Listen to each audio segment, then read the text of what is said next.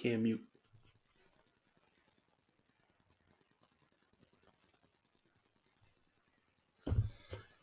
And y'all know how we do. It's me, the Big Herc, and you tuned in to Herc's World, man. Season 4, Episode 3. Um, I'm just gonna be honest with y'all. I am slightly not recovered from my birthday. I think I started drinking Thursday night and didn't stop till probably Sunday. Why? Just because I felt like my liver could take it. In between time, there was a lot of drinking and trying to go to the gym and trying to be active, but then there was more drinking. Um, then somebody else said, "Hey, I'm gonna buy you liquor," and I said, "Okay." So there was more liquor, and then there was more trying to do more working out. Then it was like, "Hey, let's just hang out." Okay. Then there was more drinking. Then it was Mother's Day, so I had to drink for that. Um, so let's just say my liver is detoxing, this week. Maybe I'm not gonna drink as much this week, but I do have to kind of detox and get some of that water out. Get some of that liquor out of my system. Um, but anyway, I I am officially when y'all hear this. Well, yeah. I'm officially 36. Birthday was amazing. Thank y'all for all the birthday wishes, the shout outs. Everybody that joined us for the anniversary episode, everybody that wanted to join us but couldn't, everybody that streamed it. If you have not listened to the 1 year anniversary episode slash it's my birthday episode, go back. It's on YouTube and all your streaming platforms. So make sure y'all do that.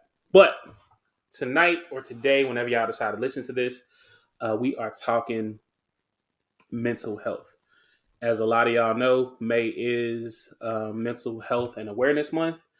And it's not, and I will say this, like we're talking about it more and more in our community, but it's a whole lot of stuff that we don't talk about. It's a lot of people that'll go, what stays in this house, what happens in this house stays in this house. Or there's a lot of people that says, "Oh, you don't need therapy, just pray."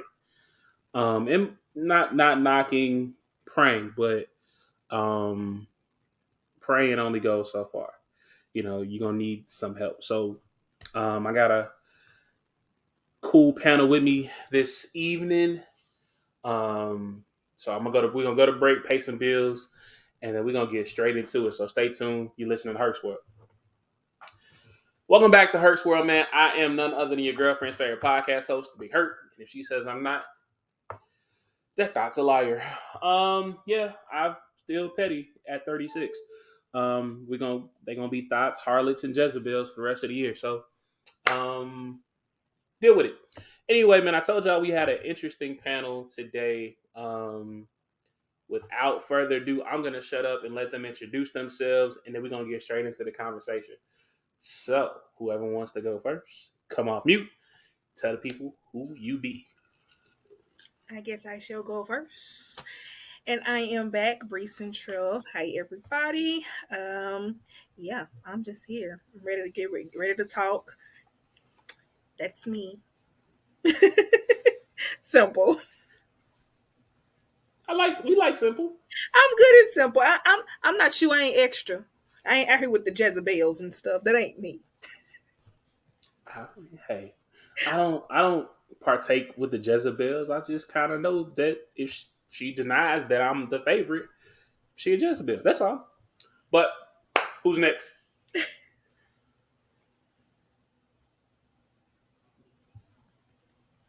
Ken, You Ken, you kid.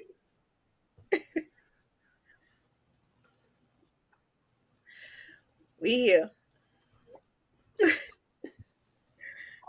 Yeah. Yeah, go ahead.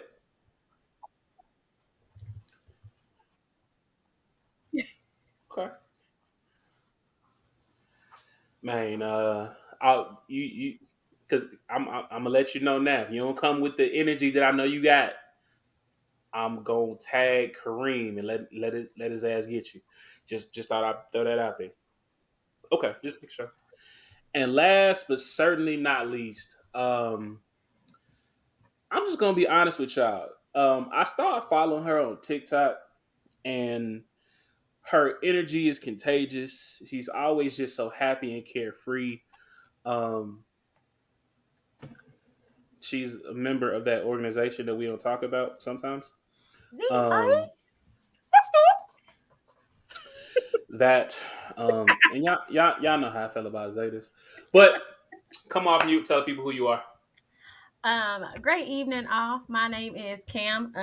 Cammy to all of my TikTok followers. Um, so if any of y'all are listening other than Herc, hi Herc, this way. I don't know which way it is. He's that way somewhere. I'm Um, here. I'm backwards in this camera. Um, I am. First of all, thank you for inviting me. This is my first time being on anybody's podcast, so you are breaking me into this podcast world here. And I'm ready to have great conversation. And just ready to get into it. Cool. Yeah. So let's get straight to it. Mental health. I know a lot. So I know for me, um, I've been in therapy a couple years. Um, and I went into therapy shortly after my dad passed. Back in 2021, I think. It gets blurry. So Mhm. it was kind of one of those things where I knew something was wrong, but kind of like we kind of discussed earlier in the intro, it was one of them things where like, I just pray about it. It'll be okay. Nothing, I didn't really think it was too bad. And I think that when I realized I needed to go to therapy is when it was a random day. I was working, y'all know where I work, but I was working for them. Um, and in the middle, it's like the middle of the day, and I'm driving down the road, and I just started just crying hysterically out of nowhere. It was so bad I had to like pull the car over. And tears are just, I'm like ugly crying, like snot, all that, and I just couldn't figure out what was wrong. Um, Kind of, it scared me to the point I was like, why am I like one? Why am I crying like this? I know grief hits you, at certain times. But it felt like a combination of grief, slight depression, a whole lot of anxiety, like tightness in the chest and all that. And I was just like, something ain't right. Um, had a conversation with a couple of my friends, and they were like, "Yeah, you need to go to therapy." And that's when I reached out to, and this is something that most of these companies may or may not tell you. Most of these companies have programs where they will pay for you to go to therapy for a certain amount of sessions. I reached out to my boss. He said, "Hey, we do have a program like that. Call this number." And when I called the number, of course, they try to talk to me. And then they set me up with like 8 free sessions of therapy to go see a therapist. So if nothing else, if you work for some of these major companies, or if you work, wherever you work, if you working, reach out to your HR people and just say, hey, do we have something that supports my mental health? So Um, what they would ask for is called EAP. there you go. Majority of all companies actually have that. I don't know if it's like a mandatory thing, but most companies are going to have it. Even if I think if you work at like McDonald's or something, I definitely extra HR because those sessions they do help. I know quite a few people who have tapped into that side of their job and was able to get that free help that they needed. And then if you have insurance, you can use that insurance and they'll sometimes actually cover it going forward if you continue to go after those 8 sessions. And man, shout out to my therapist because I used my 8 free sessions, and she's like, "Hey, just send us a copy of your insurance card, and we'll see if it's covered." And she's like, when we got on session, she was like, Mr. Morgan, don't you? She's like, you can use them free sessions if you want to, but you got that good insurance. I said, what you mean? She said, your copay is only $25. I said, so every time I need to see, I just pay $25. She said, yeah, you got that good insurance. You know, are they hiring part? I say, I don't know. If they probably are hiring part time if you want the insurance. But she said, you got that good insurance. Don't lose that job. I said, no, I'm playing on it. You know. So let's start with Kim. What's your experience with mental health? So, um, I grew up in a household where um, mental health was not spoken about because mental health was not really known about. Um, for anybody who um, knows me, they know that I am mixed. I have a white mother who thinks that anybody who, or at that time, thought that anybody who suffered from mental health and went to a therapist, like she always deemed it as like, I'm not crazy. I don't need to go to no therapist. I'm not crazy. And so it was only in recent years that like I think any of my family members have really like started saying, I have this problem. I need to go to a therapist to do that. So personally, I have not gone to therapy. I probably should. I'm not like in like any depression or anything like that. And I thank God for that because there are a lot of things that could have got me way down. But I did find out from my sister that I probably do suffer from some very heavy anxiety sometimes, which I think stems from things in my childhood. And I'm OCD about a lot of things, which definitely stems from things in my childhood, from living with a mother who was a borderline hoarder and things like that. So, like, I have a set way that things need to be done and things have a place in my house. And if they're out of place, it gets me all frazzled. So, um, for me, it's mostly my anxiety that gets me. Um, so in the meantime, between time, when I actually like feel like I should, or when I find the time to go to a therapist, I use my friends and I use my family, my family members who are in therapy, who we all honestly suffer from anxiety. All four of us. I have three siblings, and all four of us have anxiety issues that we're working through, and most of them all stem from, of course, the same parents. So, like, I will express myself to them, and they will tell me, what their therapist told them, or things that will help them through. So, for me, I think mental health is very important. I'm also a teacher.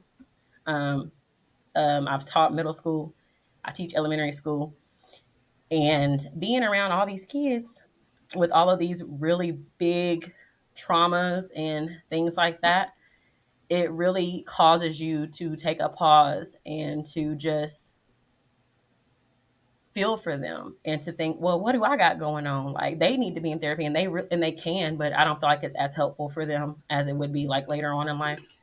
So it's like dealing with them all day. Sometimes I really do think I need to go therapy because that's a lot. It's a lot to hold a child's trauma. That's not even your child. Um, like it can weigh very heavy on your heart knowing that certain children are going through certain things or feeling certain ways about themselves and wanting to do certain things to themselves. And you're just walking around like, oh, like what do I do with this? Like I don't know what should I do? Do I tell somebody like because they already know most of the time? What do I do with this? I don't. It's a lot to hold on top of your own thing. So that's really my experience with it, and it's rough. It's rough seeing it. I've also had to deal with somebody in my circle, my children's father, who had who was bipolar and schizophrenic, and so that was also very hard to deal with. So I haven't really experienced it myself personally inside of me. I've more so experienced it with others outside externally. Okay. Wow. I mean, so I always I always kind of joke that teachers and people that work, with the public, you can't be in that profession and not have some type of drinking problem. Um, probably not like hard drugs, Hmm. but if you work with the public or people in general every day, or you're a teacher, you probably have some type of like a you have some type of stash and you drink Yeah, very, very, very I heavily. I definitely used to. until I had one scary night of drinking, and I ain't really drunk since then. So, but up until then, I was having glasses of wine a day, because it's a hard thing to hear some of these kids come in here and tell you the things that they're struggling with and the things that they're feeling about themselves, or about what's happening to them at home, and nobody's doing anything about it. And so it's rough. It's rough to deal with, and especially like in today's day and time, with everything going on in the world, and whatever shooter of the day at this point that comes around to these schools, like Fact. it puts my anxiety at an all-time high, to where I left my current school that I'm at because I said I don't feel safe. Now, will I feel safe at any school? No, not completely, but I think I will feel safer than where I am now, because I was like, I'm tired of being on the swivel. I'm tired of my heart racing every time I have to step outside my classroom door, because I teach in a portable, and I'm like, who gonna know if something happened to me out here in this portable out here on the backside of the building? Like, y'all ain't gonna know nothing. So it's like it's hard for me to walk out. It's hard for me to come to work knowing and feeling in my heart that something's gonna happen, and like having me on such high alert with my heart racing and things like that all day. I was like, that's not a way to live life. It's It's just not. not. No. Ken, we kind of discussed a little bit, in between trying to kill ourselves on the treadmill. Um, your battle, with grief and mental health. What has it been like for you?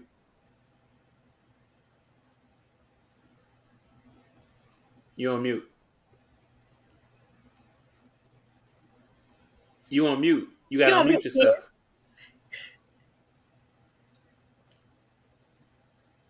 You still on mute.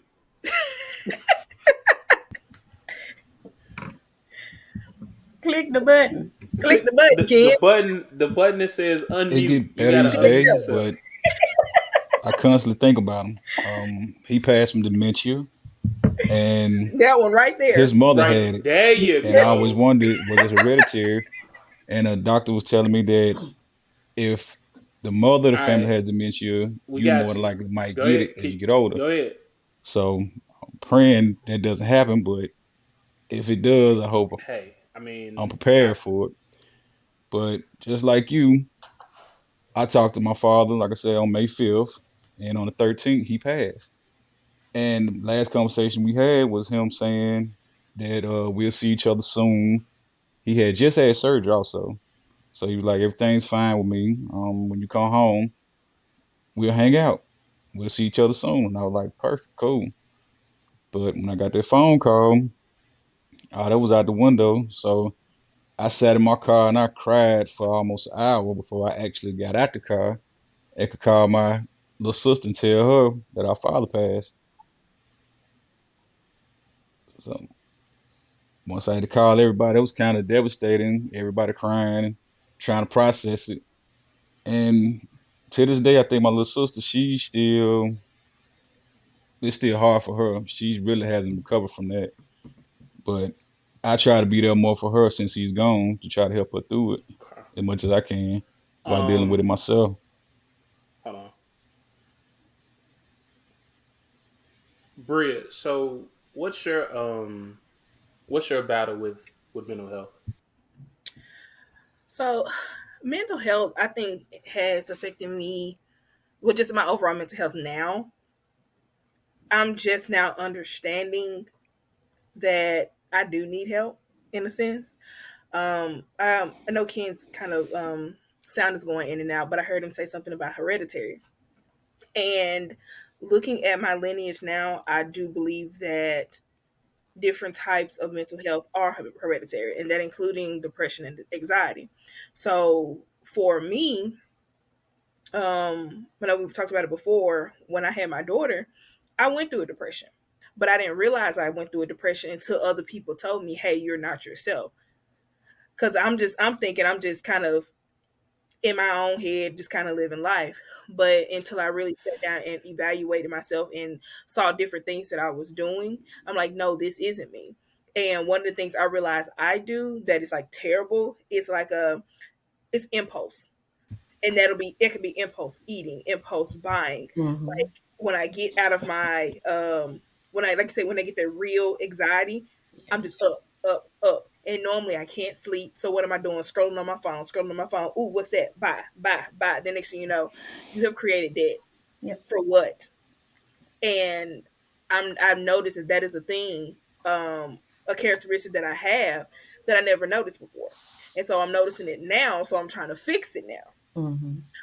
As far as the like family wise, so my mom, seeing her and watching the decline that she has had over the past year and a half, that has really like put my like focus, like, Bria, get your mental health together to where you don't pass this down to your own daughter. Mm-hmm. I don't know if you know, like, my mom is suffering from early onset dementia, only 54 years old. Mm-hmm. And when I tell y'all, it came, and it has been like a fast decline over the past year. Mm-hmm. And just thinking about, taking my mom to to Vegas for her 50th birthday. We in Vegas having a good time, like my mama just being my mama, enjoying being out of Memphis, really, for like on a real vacation for the first time. And then here we are, you know, when 3 years later, she is not. She barely even recognizes me. Um, and all of it stems from the same thing. It is Mm-hmm. depression. It is anxiety. It is trauma within our Black community that we never addressed. And so now it's like, I don't even, my mama don't even know who I am. Like, like when she sees me, she can she knows I'm her daughter, Mm-hmm. but she can't verbalize it. But I know when she look at me, she recognizes me, but I don't know if she know, like, like, my mama doesn't even say my name anymore. So it kind of hurtful type thing. Mm-hmm. Um, but just to see that just really shows me how your mental health can, like, honestly deteriorate you within the instant, to where she's losing that cognitive function, not being able to, can't speak, Yep. forgetting how to swallow. So now she can't really eat or drink. And it all stems from the same thing. It's trauma, it is depression, it is a generational curse of not dealing with certain things. Yeah. So that's kind of what I'm going through really at this moment. Um, it's hard. It is very hard. And I just don't want it to pass down to my child. That's something I worry about with mine too. My because so it's funny that you say that because my me and my family have talked about dementia being hereditary because my grandmother has it. And I was living with my grandmother for about a year and a half to 2 years, me and my children. And before I started living with her, like we would always tell my dad, be like, something is wrong with her. Like something's Hmm. going on. Something's wrong. She's asking us the same question multiple times. It's You know, small yeah. things. I was like, Yeah. something's going on. And my dad was just in complete denial. He's an only child. Yep. He was in complete denial. I lived with her for that year. So while I'm being a teacher, I'm a mother of three. Um, and I suffered from similar things to you. Were like I suffered through a postpartum, didn't even know it was postpartum. I just thought that it was just the stress of having three toddlers and or Hmm. two toddlers and a newborn. So I'm doing that, and I'm over here trying to take care of my sick grandmother, and it was so hard for me, and I would cry multiple times. She got lost. Hmm. I've had to call the police more times in that year than I've ever called them in my life, because she would keep getting lost, and it's scary. It was a time, but um, like we had to move her out of her home, but it was because she was grieving. It was because she was still holding depression for her brother who had passed like 20 years ago. Her ex-husband or her husband who had passed like 10 years ago, but she was grieving them every single day so heavily that it did send her into a depression. So that's what happened to my mom. So I had an older brother. So we were 2 years apart. He was 7, I was 5. My mom and my aunt on my father's side, they were out just being adults. I think they went to the casino or something like that. And we were left at home with one of my uncles. Mm-hmm. Now, granted, this was not the uncle to be left at home with, because this was the drunk uncle. Mm-hmm. But I mean, it was a bunch of us, and it wasn't the first time, and we were good. But for whatever reason, we ended up outside, and my aunt had a pool, and that pool was dirty. It was filled with like chairs. You couldn't even see in the pool. And I distinctly remember my brother trying to reach in to get this It was a Halloween pumpkin, and he Mm-hmm. was reaching in to try to get it, fell in, died because he sank to the bottom. And of course, Mm-hmm. we're kids. We ain't got like drunk uncle in there. Like there's nothing for us that we can do. Yeah. And so my mom has never forgave herself for that because she's always blamed herself for not being there. And so that trauma has lived with her for 25 years. And now that mentality and trauma that she had kind of passed down to when she had my brother. So we're 8 years apart. So, but 3 years later, she had my youngest brother, and so now that has caused her to coddle him like his whole entire life, to where she's always worried about him. She's always has this anxiety that something's going to happen to another one of her sons. Like me, I know my mom loved me. I know that she, has always knew that I was going to be okay. So my mom has never really worried about me. At least she didn't worry out loud. If she did, she kept that to herself. But for the boys, like that was her. Like I already lost one, I can't lose another. So he was coddled, and so now my mom is very limited in her speech. So she says yes, no, yeah, and my brother's name over and over again. And that's how I know like that is a part of your trauma because you never dealt with it. So it's when they hold on to it, like you never got therapy, never did any of that. And now that's coming out in this part of life. Yeah. And so she was diagnosed earlier last year. Then her oldest brother passed away in the same month that my oldest brother passed away, Mm-hmm. and that was it. That was the breaking point, Yeah. and It's it's just tough. been downhill ever since. Yeah. It's tough.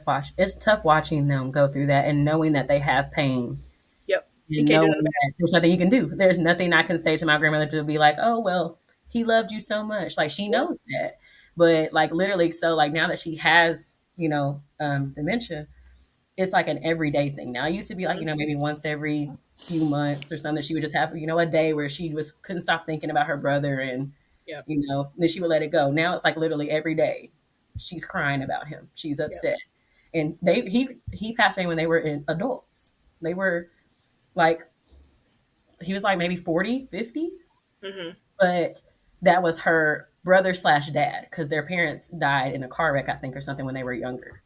Jeez, So, like, so now it's like every single time you talk to her, oh my God, I miss Robert. I miss Robert so much. And he's been gone for 20 years.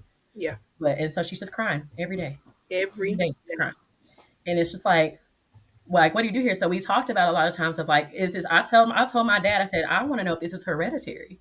I was like, Mm-hmm. one, because it's scary for me to think that I might end up like this and I might forget my children. I might forget who they are. I might forget my grandchildren. Like she doesn't remember my children's name half the time. And we lived with her for almost a year and a half to 2 years. On top of them already being around and alive before that. So I'm like, I don't want to go through that. Like, what do I do to prevent that? Like, what can I do to not be that person? Because it's hard to go through as her. It's hard to go through as somebody who's being a caregiver for her. Yeah, we have to watch it.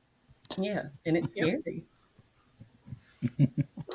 Man, um, I don't know how y'all got through that, but without crying, like I'm It's fighting back tears. I mean, like no, and it's crazy because my grandma had mhm, dementia, um, and towards the end, it was just kind of like like so and y'all know I always try to be transparent. I try to be open, try to be honest with y'all. Um, I still have trauma from losing my dad and my grandparents just because in the back of my mind it's always like, did I call enough? mhm, Like, was I there? Like, yeah, I know I called my grandparents like every Sunday and we would talk, but was that enough? Should I have visited more? Should I have mhm, made time to, go down there and just sit there? And then, my dad, like literally the last conversation we had was, hey, come by the house. mhm. and he didn't say why. He just said, "Hey, before you leave Chicago, just come by the house." And me being more like him, just wanting to hit the road and just be able to just be on the road and relax. I didn't go, and I called him from the road like, "Hey, you good?" He's like, "Yeah, I'm good. I wanted you to stop by, but it's cool. When next time you come by, we'll hang out." And then literally a week later, I get a phone call like, "Your dad not here." And to this day, I was like, "Why the fuck did I just? Why didn't I just go?" Mm-hmm. So just holding on to that, and I know it's unhealthy, and I know, and I'm Mhm. working on it, but still, like it's still, you. It's easier to say, "Oh, it's okay," he loves you, and I know he did, but at the end of the day, man, like, damn, why didn't you just take your Of ass over there? course. Right. So Ken, I just recently before we worked go to 18 break, days man, straight, and I was gonna make it I know you were talking a 19, little bit about your dad, but I woke up when he and was passed. like, "Nah, not today." And Um, instantly called in, was like, "I'll what has see it been y'all like the following day," since and went back to sleep. since he Couldn't passed for do it.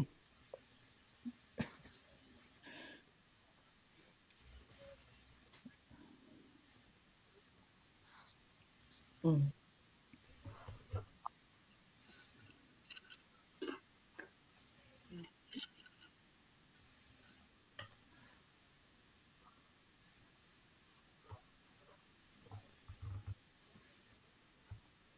Been there.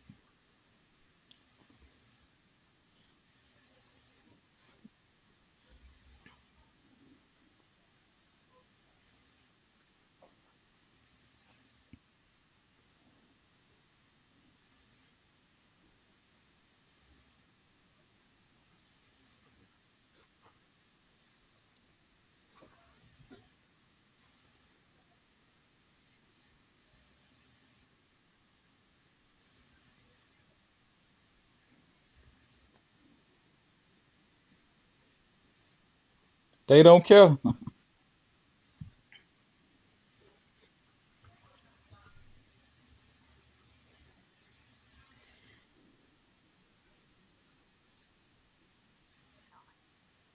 Mm-hmm.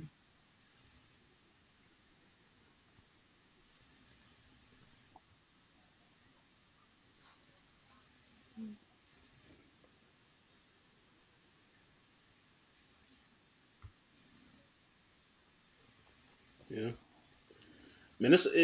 Grief and mental health is one of them things, man. It's real tricky. Like one day you'll be you good, and you can think about the good times, and it doesn't really affect you. And Craig. then you'll hold on to that feeling for a good week and a half, 2 weeks, and then it'll be something as simple as, and as crazy as this is, um, so the Jackson Five has a song um, called "Who's Loving You." Mm-hmm. Mhm. If I hear the very beginning of "Who's Loving You" by Michael Jackson, waterfalls. It's That's it. just because and that's like my fondest memory of my dad. Like he would start singing this song to my stepmom loud and off key, and walk past the smack on the butt and Mm-hmm. just start laughing. I'm like, bro, like, and what's crazy is I've kind of adapted that same thing. Like randomly walk to the house and just, and it happened. So it's just little things like that. Mm-hmm. But we're gonna give y'all a second to compose yourselves, and I know it got deep, real fast, and but Herc can be serious sometimes. We're gonna lighten the mood here in a second, but we'll be right back for more Herc's World. Stay tuned. Welcome back.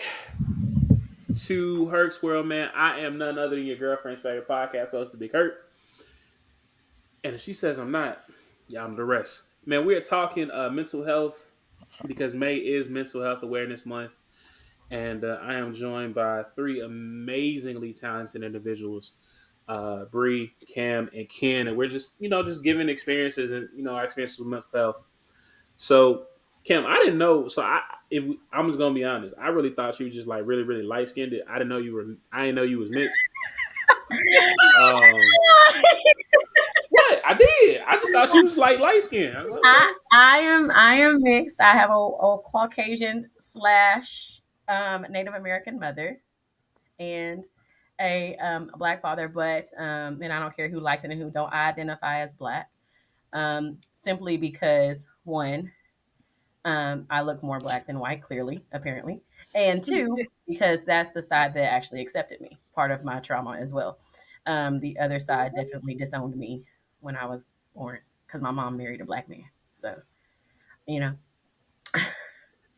know, the trauma gets deep over here sometimes, but I really try. See, so that's the problem with mental health, right? I really try to. I'm a person who makes jokes about trauma, right? Yeah.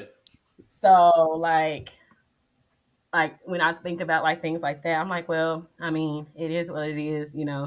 I used to joke all the time, like, what if my mom's parents used to, or family used to, have my dad's family as like slaves or something? That'd be really wild to find out in my history, right? And people just started laughing. I'm like, it's dark humor, but it's just how I cope. Like, it's just like to keep from thinking about how the fact that half of the people who gave me half of my chromosomes don't want me, right?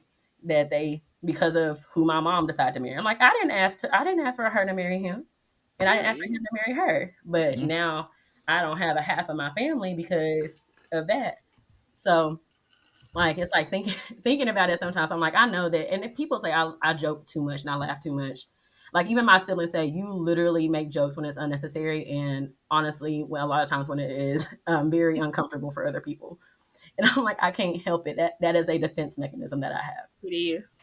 I can't help it. Like I have to lighten the mood. I can't stay in a dark place. Right. And I And mean, you know that you've been on my lives and stuff. Like you, I can't be too serious for too long. It don't work for me because and no, it'll put me into a different mindset that I have never tried to be in and never want to stay in. It sends you down a rabbit hole, and once you Mm-hmm. go down it, it is very hard to get out of it. Um, so definitely, like you say, dark humor, that is definitely a thing, Yeah. yeah, and it is a big defense and coping mechanism. I think for a lot of people that have that deal with depression or any type of anxiety or trauma in general. Because Mm-hmm. I know I do it too, and I'm like, yeah, I need to fix that, but Yeah. again, this is all learning Yeah. because I too come from a family who never believed that like therapy and stuff was a thing. Mm-hmm. And now with my mom going through what she's going through, and me and my brother like a couple weeks ago took the time to just go to her house, clean everything out, just kind of just straighten up, get rid of some old stuff that she can't wear anymore, just make it like a literal deep dive in her closet. And we find stuff like a bunch of pills that were antidepressants Mm-hmm. that had been prescriptions for Mhm. the past 3 years that she never said anything about, and she never actually took them. Mm-hmm. So it's like, dude, we could have possibly prevented this, but you didn't come to anybody. You just kind of kept it They to don't yourself. tell nobody. But They don't. They want you my to. mom They was want you always to a do happy person. She was always a happy. She was the life of the party Mm-hmm. type person. But Yep. I'm like, you didn't say anything to Yep. us, and I Mm-hmm. know as our parent, that's not something that they want to burden their kid with.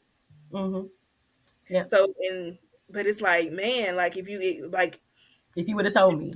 if you, but it's almost like if you would have told me, like, what could I have done? Like when you really Right. think about it, was there anything that I truly could have done other Mm-hmm. than be there? But would that have changed the fact that in your mental, you grieving your son, Mm-hmm. like, and then you have this other son that you caught up so much that he's out doing just stupid shit. Mm-hmm. And so now that's extra worry. You laugh at the baby stupid shit. Too And Man. young, they just man. added to the That's worry. what happens when you get caught on them, baby, though, because you got to get Yeah, out and you got to fuck around and find out. yeah. And then he fucked around and found out. And now he trying to, straighten up. Because I'm like, hey, Uh-huh. bro, we at that point.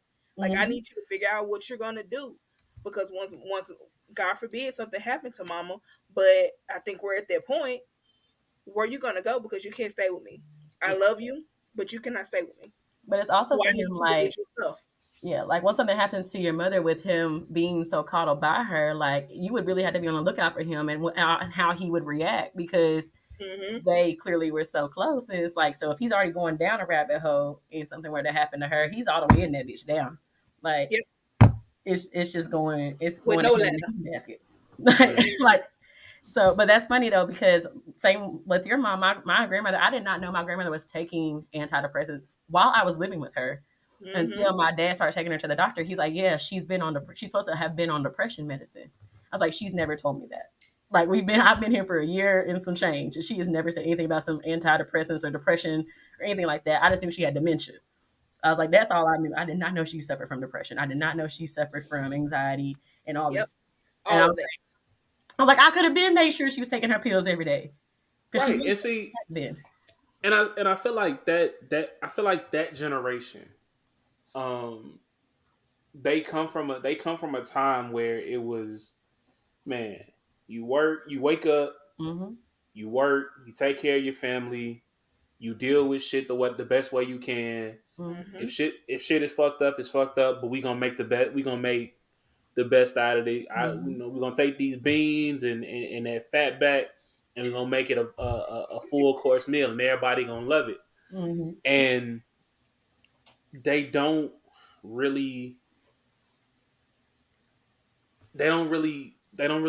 express themselves like Mm-hmm. our generation does, or hell, like I know three of us have kids, Mm-hmm. so Well, I used to block mine it's out, kind of like a but trickle down effect. that Like didn't help at our all. parents and So our grandparents, I kind of turned to my man, cousin. what's He was a been good listener we'll pray about and it. What poured it happened out in this all to house, stay in him, this house, and and Mm-hmm. he then it helped me kind of through it. starts to break up with us. Like, all And I have an right, well, something's older wrong, and uncle I that I can't could talk let to what's sometime happening that in also this helps house out. stay in this house. I got to tell So somebody. that's how I Mm-hmm. deal And with my then childhood it trauma. moved from us Because to, me sitting man, around these kids be like, hey, trying to hold it in so and I block don't it out like and this, not and so talk and about so it did wasn't that, helping. and I don't give a fuck who knows. Y'all gonna figure that shit out, Y'all gonna Yep. feel this with me. right? Look. Because and it's crazy because like I hear um Um, like my mom, like for my mama, for example. my biggest childhood trauma Um, was the neighborhood I used to I live in when told I was a her little kid. I needed I a day didn't off. quite She's fit like, in with none of the for kids in the what? neighborhood. So I was I the said, because outcast I'm mentally drained. of the Bad, neighborhood. bad. I'm telling you, these Boy, parents take don't your And ass to give a fuck. work. trying to These fit parents in don't with give a them, fuck. they look at me They do like, not care. nah, I said, bro, I you was like, just don't fit what we I doing. cannot mentally do, And kind of I shunning me cannot and picking mentally on do me my for job. not wanting to Mm-hmm. do Period. some They of the don't give crazy a stuff fuck. they was They don't doing. care what you talking about. That was They my And don't. and They biggest don't got know to what issue. that I work. felt like means. I was being I said, okay. bullied a They lot don't know what that means. behind I that. call you later, and went back to So, sleep. like I said, talking to my uncle and my cousin But They about that, yeah. that kind of helped they was me just out, like, get over hey, and Yeah. get you past it. There did was this shit. there was a time that like, and my mama was it's which is bad. Like I said, I have 3 kids. And I'm a single parent, as Herc knows. Like it's just me and my 3 children. I have a 8-year-old, a 7-year-old, and a 5-year-old. Slide in her DMs. Go ahead. Go ahead. I'm sorry. um, but like I remember telling my mama at one point, it was like maybe last year. I was telling her that I think I was just gonna take a random day off. Mind you, I'm a teacher. If I take a day off, I got to do a lot of things to do that. I got to Mm-hmm. lesson Man, plan. it's an act of Congress for y'all to take a day off. Like I got to do a lot of things. So it's like, is it really worth it? So I was telling her, I was like, I really need to have a day off. My mom looked at me and she said, "What you need a day off for?" And I said, "Because I don't want to go to work and I have time to take that I'm going to still get paid whether I'm there or not." And my mama is just in that generation. She's like, "What do you mean? We don't take days off in this family. That's not what we do. We don't. We go to work. We are workers." I said, "Baby, when I tell you I'm about to take this day off because I don't feel like going to work today, Listen. fine. I'm not. I am a worker, but I'm still getting paid whether I'm there or not." And she don't like. She used to save up her PTO and never use it because they would pay it out, right? And that's how her mind worked. Like she's gonna save up all the time she can, and then she'll get more money for it in the end. And that's how she's always operated. And still to this day, she's 54, 55, And she is like, I don't take days off. What I need to take a day off for? You know I don't take off work. I'm like, girl, if anybody needs to take off work, you need to take off work because you hate your job, you don't like your Exactly. boss. Yep. Like, Man. but it's just Even not if I take in a half me. a day, even if I go into work up hours and take a half a day of PTO, I do it at least once a month. I wake up and be like, no, it ain't today is the day. It's I don't not want to do it. it.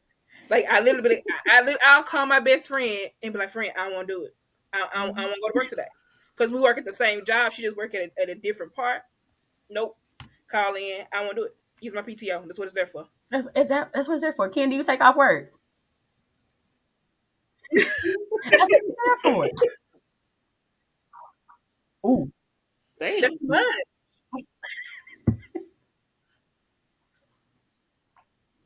Mm-mm.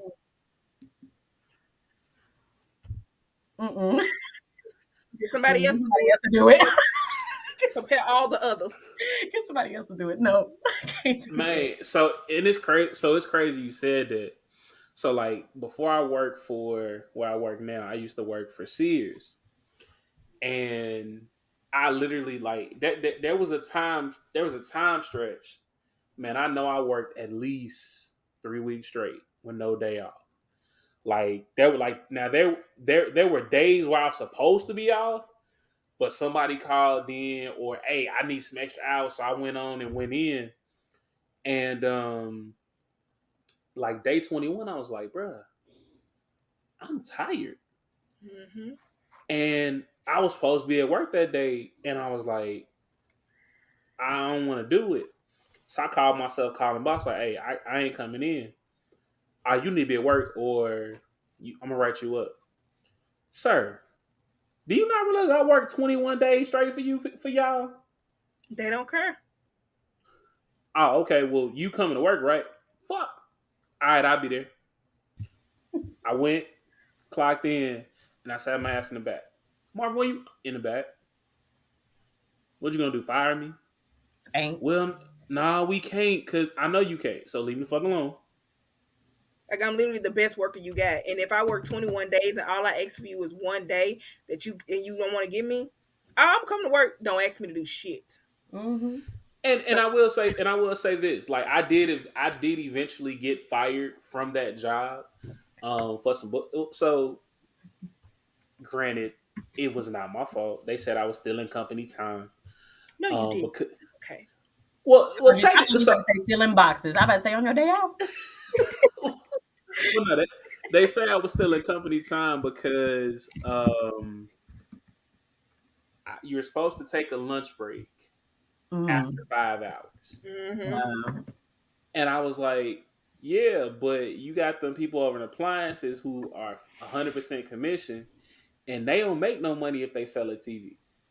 They may make $20, whereas opposed if I sell a TV, I make 100, 150, depending on the TV. They not gonna rush over here to try to cover this department. They ain't making no money. That's stupid. Mm-hmm. Mm-hmm. And they said, well, you got to start taking lunch on time. I said, well, if y'all would hire people and train and let me train them the way it's supposed to be, and not let and you not run them off, I could we could have people. Mm-hmm. Well, if you don't take lunch, we gonna write you up. All right, cool, whatever. Write me up. And literally the day they fired me, he's like, hey, did you take lunch? I said, yeah, I was waiting. So and so said he was getting pizza, so I was waiting on him. Well, you ain't take lunch. We had a conversation. We got to let you go. I said, you won't let your number one person go? Bet. Them folks didn't sell a fucking thing after I left.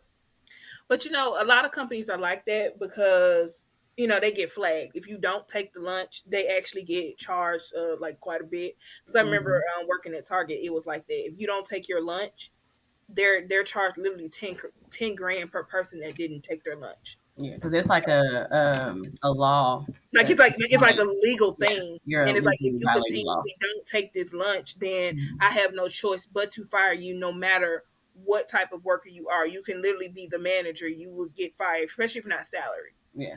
So I mean it sucks, but I'm like, bruh, Hey, y'all, but y'all take that hit. Now y'all ain't getting making no money at all.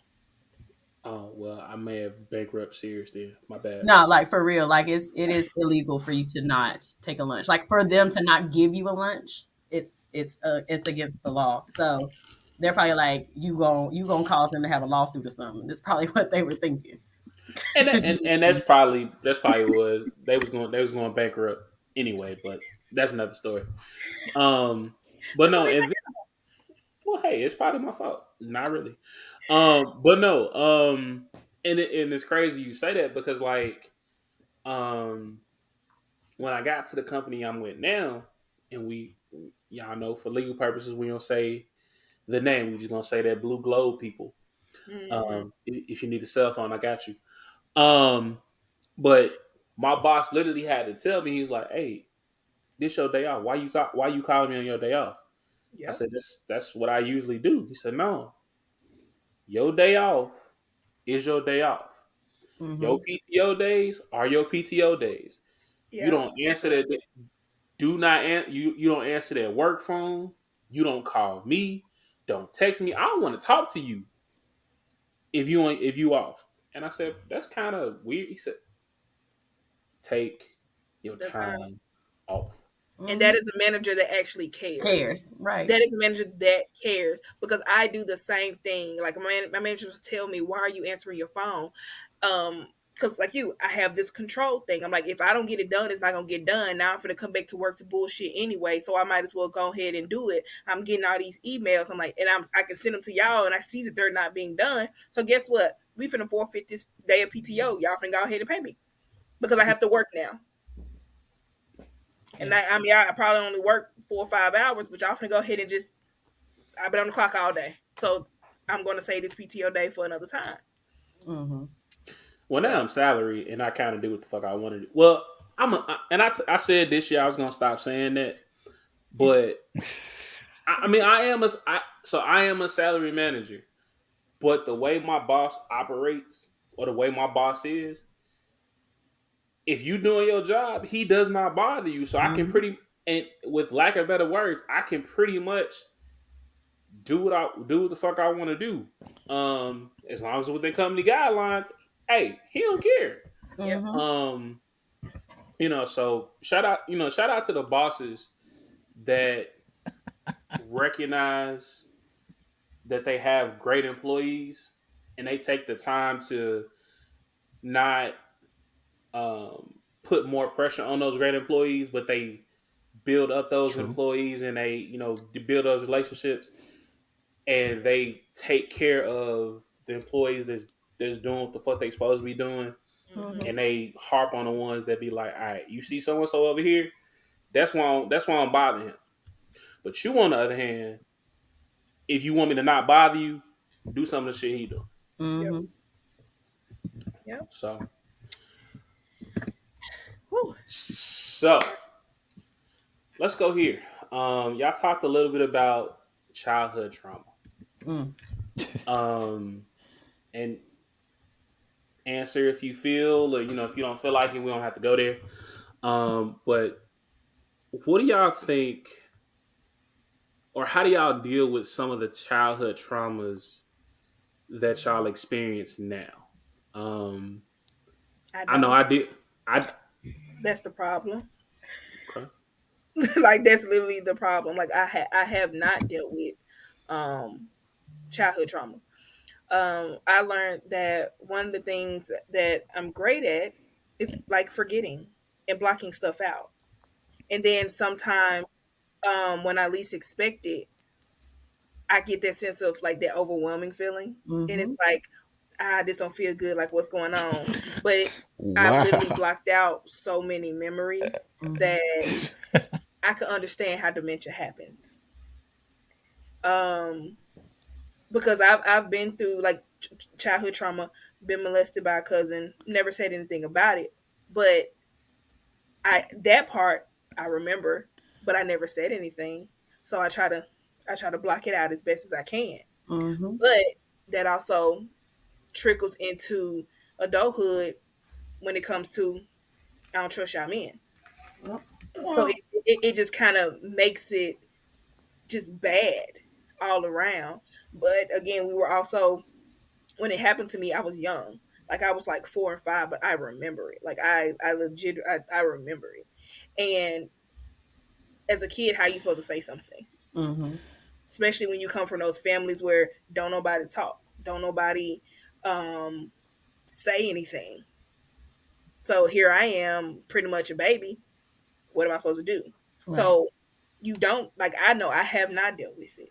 So my goal, me as a parent, is to get to a state where my child can talk to me about anything, and like that, and that is a constant work and effort for myself, because of communication has always been a problem for me, and I don't want her to be that person to where she's in her little shell and she don't know how to communicate when she's been done wrong, or feeling, or even not even physically, somebody does something, just somebody said something to you. Come to me. If it hurt you, say something, because holding it in is just going to create other things. And then you're going to be lashing out, you're going to be angry, you're going to be, doing things that you don't even know how to explain to nobody. Mm-hmm. All they see is you Yeah. just acting out and being irrational about things. But while you're in your head, your wheels turning, but I can't tell you what's going on with me, but I'm not okay. Mm-hmm. So yeah. Mm-hmm. Ken, how you deal with yours, if you deal with it at all?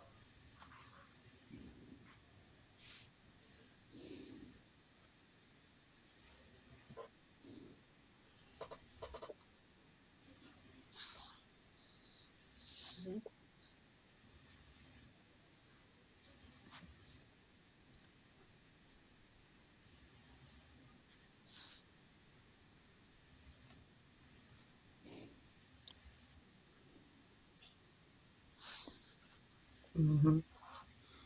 And if you want to say what some of it is, you can. If you don't want to, you don't have to. But do you want to disclose maybe one of the things that you feel like um is a trigger or childhood trauma for you?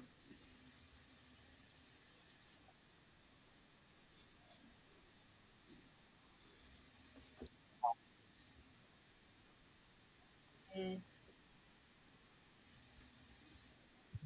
yeah.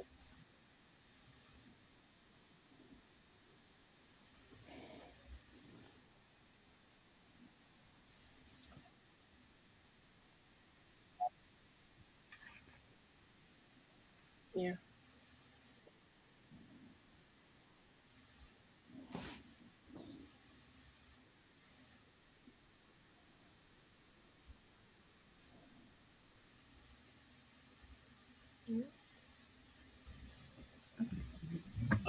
Cam, you kind of touched on yours. Anything else you want to share, or those are just the main ones? So I would say that I feel like Bree and I are the same people living in different cities. Um, That's that Zeta. I Okay, mean, it Ike. has to be Hey, some. look. It has to be something because everything you go through, I'm going through. Like for real. Like we here. Like, but no, like I honestly, I will say that I pick and choose which traumas I work through. Mm, Some of them I do actually work through, like my abandonment issues from dealing with my father.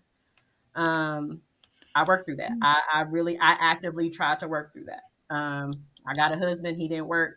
Now I got a fiance. For those who he said to slide in my DMs, don't do that. I got a fiance. don't do it. See, always trying to get folks in trouble. Look, Every time. You can slide. Just it's you gonna you know get what? he's gonna get blocked. You just gonna get declined. That's all. Yeah, But you can slide. Just yeah, you know. So like that trauma I worked through, but now like other traumas, and I'm gonna be. This is a complete transparent moment. There are some traumas that I have. I honestly, to this day, I honestly, truthfully, in my heart, do not know if I am blocking them out or if I made them up. Because, Mm, and I'll say this, and I'm gonna tell you why. Because there are two instances that replay It was very really good. vividly in Super my good. dreams or in my imagination. And the funny part about it, I But know a I was person that's so going young through that that I right don't know if they now. really happened. You see what I'm saying? Mm-hmm. So it's And like I don't tell it people that pains because me I'm to like, see what if him I'm go through lying? this Because because one this of them is person their keep family doing this to him and over I'm and like, what if over and my over, brain was just and he's sitting there waiting for this person to come saying, back. telling me something that really didn't happen, it's tricking me, and I don't want to accuse somebody of doing something they didn't do. You feel me? Oh, definitely. Another part of those repressed and blocked Like I couldn't, traumas I couldn't do is it. also the fact First that time, maybe we could talk about it I don't go and try to work it around out. certain Maybe people slim chance. because But I do two, feel three, uncomfortable, even though I don't four, know what's really five, happening. And six times, I was a nah, child I'm a who I fool never if I wanted to stay there. tell my parents Something about bad gonna happen. this is a dream I had or this is what I think happened here. Because personally, me as a child, I didn't want my parents Yeah. to go to jail. Like I didn't want them to up and do something crazy trying to protect me that I ended up losing my parents to the prison system. And so I feel like a lot of times that is also what has stopped me from telling people Yeah. about certain things because I'm like, I don't want nobody fighting for me. Like, not like that. Like, I don't want you getting in trouble for something that, because I still need you, right? And Yeah. my parents are ones that my mom and dad will go to jail happily with a smile on their face from protecting their children. And I'm like, I don't want to look at you from behind the glass. So part of me didn't tell them I know because I didn't want them to get in trouble. Like as a child, like I just knew the type of parents that I had, and I knew that they'll go to jail for all the four of us if they don't go to jail for nothing else. So I'm like, well, I'm not going to tell nobody because I don't want to lose my parents, but also I don't know if it's real. But it's so vivid in my imagination that it's hard for me to believe that it's not. Like both instances, they replay the exact same way every time that they come exact same way every single time. So I'm like, it has to be some type of truth to it, but I honestly don't know. Like truthfully. So Mm. so it's kind of a both thing. I'll block some out because I don't think they really happened, or I'm psyching Mm-hmm. myself up to think that they didn't happen just to maybe make myself feel better. And the other ones I do actually try to work through because I feel like those ones are ones I can take care of. I can handle this one. I can handle abandonment. I can, talk to whomever. I can, heal from that and I can move forward. I can do that. I was like, I don't know about these ones. I don't know what to do with this. So I think one of the like I know you said you have not done therapy. Neither have I. I've tried the to do the EAP program through my job, and I end up messing some up. But I am going to do it. mm-hmm, Um, I recommend doing that so you can talk out with somebody, even if you don't know if it's real or not. mm-hmm, Like, do you like write or journal or yeah, anything like that? I mm-hmm, mean, those type of things. Just get it out on paper. Get it out of your head, mm-hmm, but write it out and then just and release it, and try to not hold that in you anymore. mm-hmm, Because that I mean those feelings can come back, mm-hmm, and the stuff is going to continue to trigger if you don't deal with it. right. So I mean, That's but not I that's something I I know don't that even write feeling though. about. Yeah, that's something I don't even write about because like again, I don't know if it's real and I don't want to falsely accuse somebody of something. Now, granted, one of these people I'm talking about is dead, so if I falsely accuse him, then I falsely accuse him. Who Yeah. cares, right? But the other person is still alive, and that's my family member, um, who also went through something similar that I think that they did to me. So I'm like, I don't know what to do with this. Yeah. So like even that because I'm so afraid that I'm wrong, I guess that I'm like I'm not gonna write. I'm not gonna Man, tell one too many thing I've people. learned at this point in life, trust your gut. Mm-hmm. Like if it's on you, that ain't just no kid, just wakes up and think about something bad happening to them. Mm-hmm. Like that's not gonna be like a thought that just, oh yeah, this imagination is gonna run wild with that. It has to Mm-hmm. stem from somewhere. Yeah. Um and sometimes, no, it may not be fully everything that you're thinking of, but something happened to make this be a constant trigger throughout the years. Mm-hmm. Yeah. Um, And like I that's know, the main reason why I told my sister that I wanted because there's only two people who know anything about what I'm talking about other than y'all now, and I told her I said if I go to therapy for anything, it would be to find out if these things are a fact, if hmm these things really did happen. I was like, again, other stuff I can work through on my own.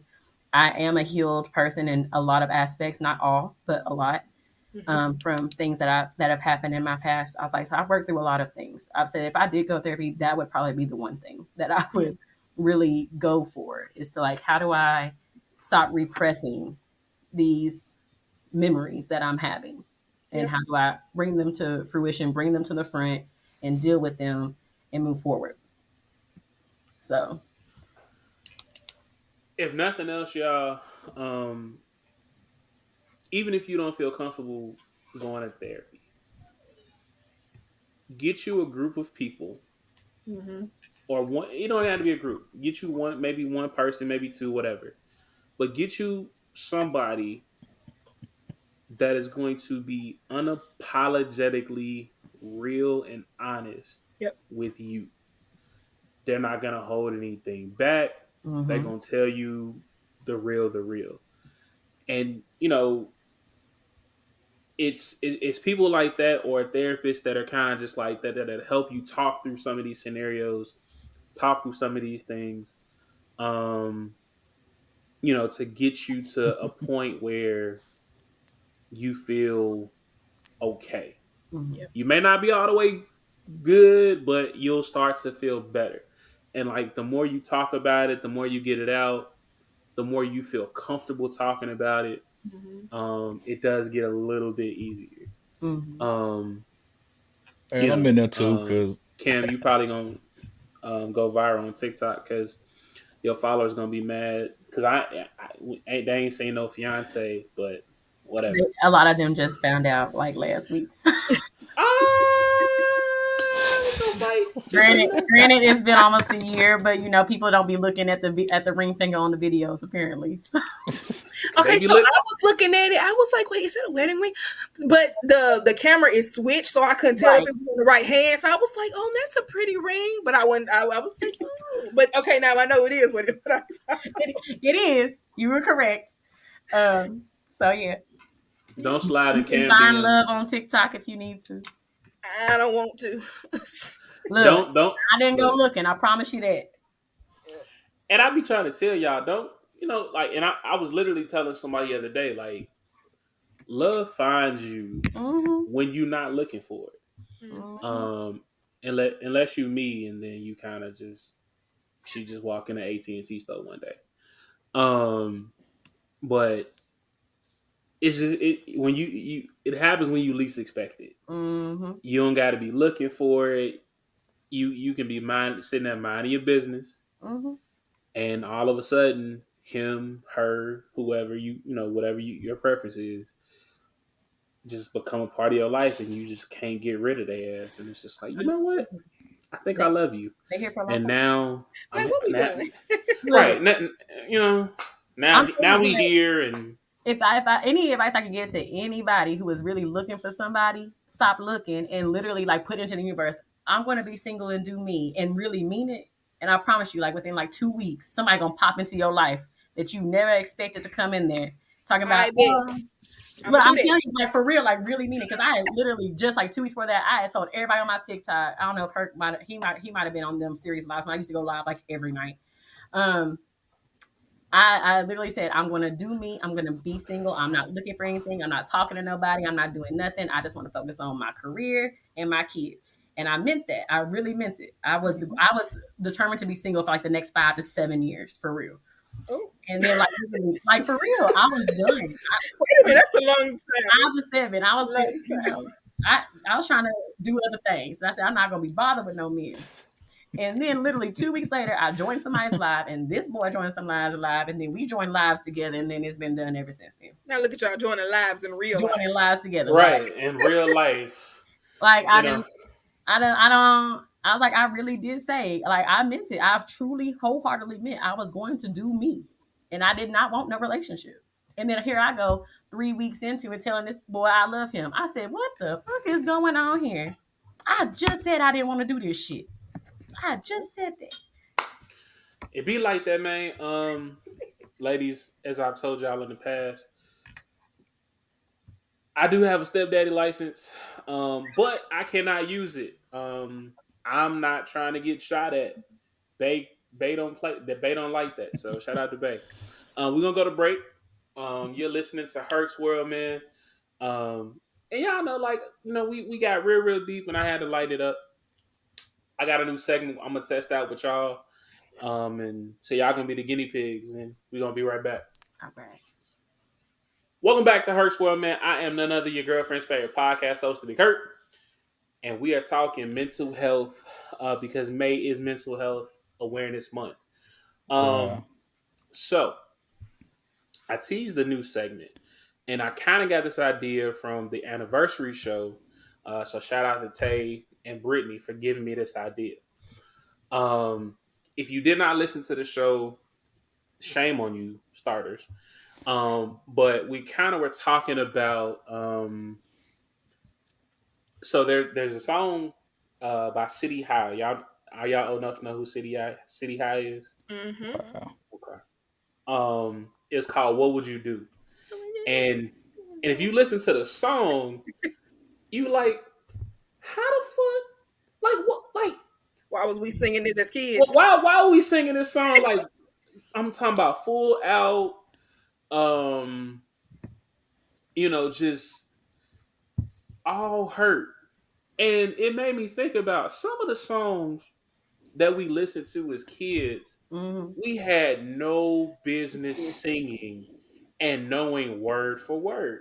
Nope. Wow. Um, Well, this One of this those might be funny to songs y'all, and I might get jumped for was saying "End it. of the Road." But my Now, fiance is and scared of now, and if you think mascots. of "End of the Road," like we sang this shit at She don't graduations like and anything that all got to that put on a other suit. stuff. But Yeah. Bugs the Bunny, thing that made me think about Daffy "End of the Duck. Road" She was the no, breakdown. I And can't never go in there. R&B, we don't have breakdowns no more. We go to the Um, Grizzly game. where If Grizz is the coming artist down just the sit down and steps, he just if talk he to coming you, anywhere near us, and she you be jetting out like, of "What the there. fuck?" Like, they don't do that no more. So I want to, and I know this is gonna get played on YouTube, I don't. so I can't play a lot I'm of it. thinking that's it. But She won't really tell me. She just just said I don't like listen to mascots. what this I man can't is do saying, and y'all tell me what y'all think. it. So hold on, let me make sure I got the right I part. sure just pulled up the lyrics. I'm like, yeah, that song wasn't what it was I don't. supposed to be. Okay, here we go.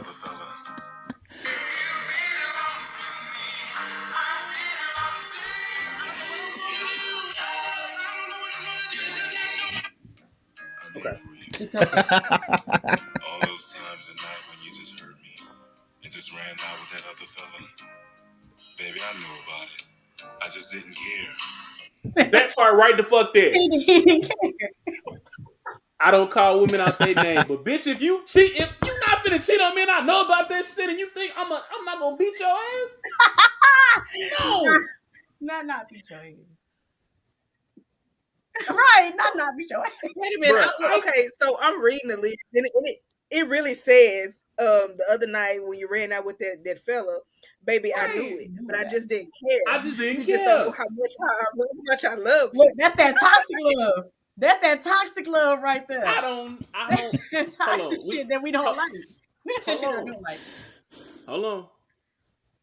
You just don't understand how much I love you, do you? I'm here for Born in you. Mississippi, moved to Tennessee. I'm not out to go out there and cheat all night, just like you did, baby, but that's alright. I Ah, love you anyway, and I'm still gonna be here for you till my dying day, baby. Nope. Right now, I'm just in so much pain that you just went. And then he mad because she won't come back to him after she done cheated. Like, Huh? You just won't Can, come back to me. you just won't come back to me. After you cheated, you didn't come back to me. can man to man? How good did the pussy have to be for you to say, I know I saw you run out with that other nigga, and I just don't care, but I need you to come ah, back. ah. Oh, That's a shot. And No. you see,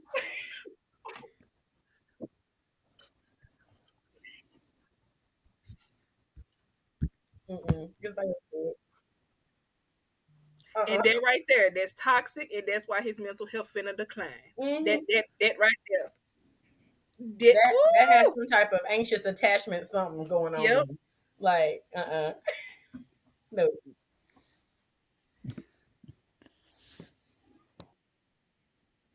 no.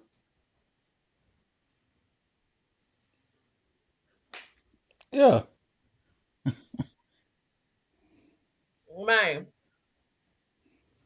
that's when you in them situations where now your hurt is your fault because you keep doing it. You keep allowing yourself to be in a situation where this lady, she done told you, this Jazbel done told you she don't want you, but you want to run after her because you still want her.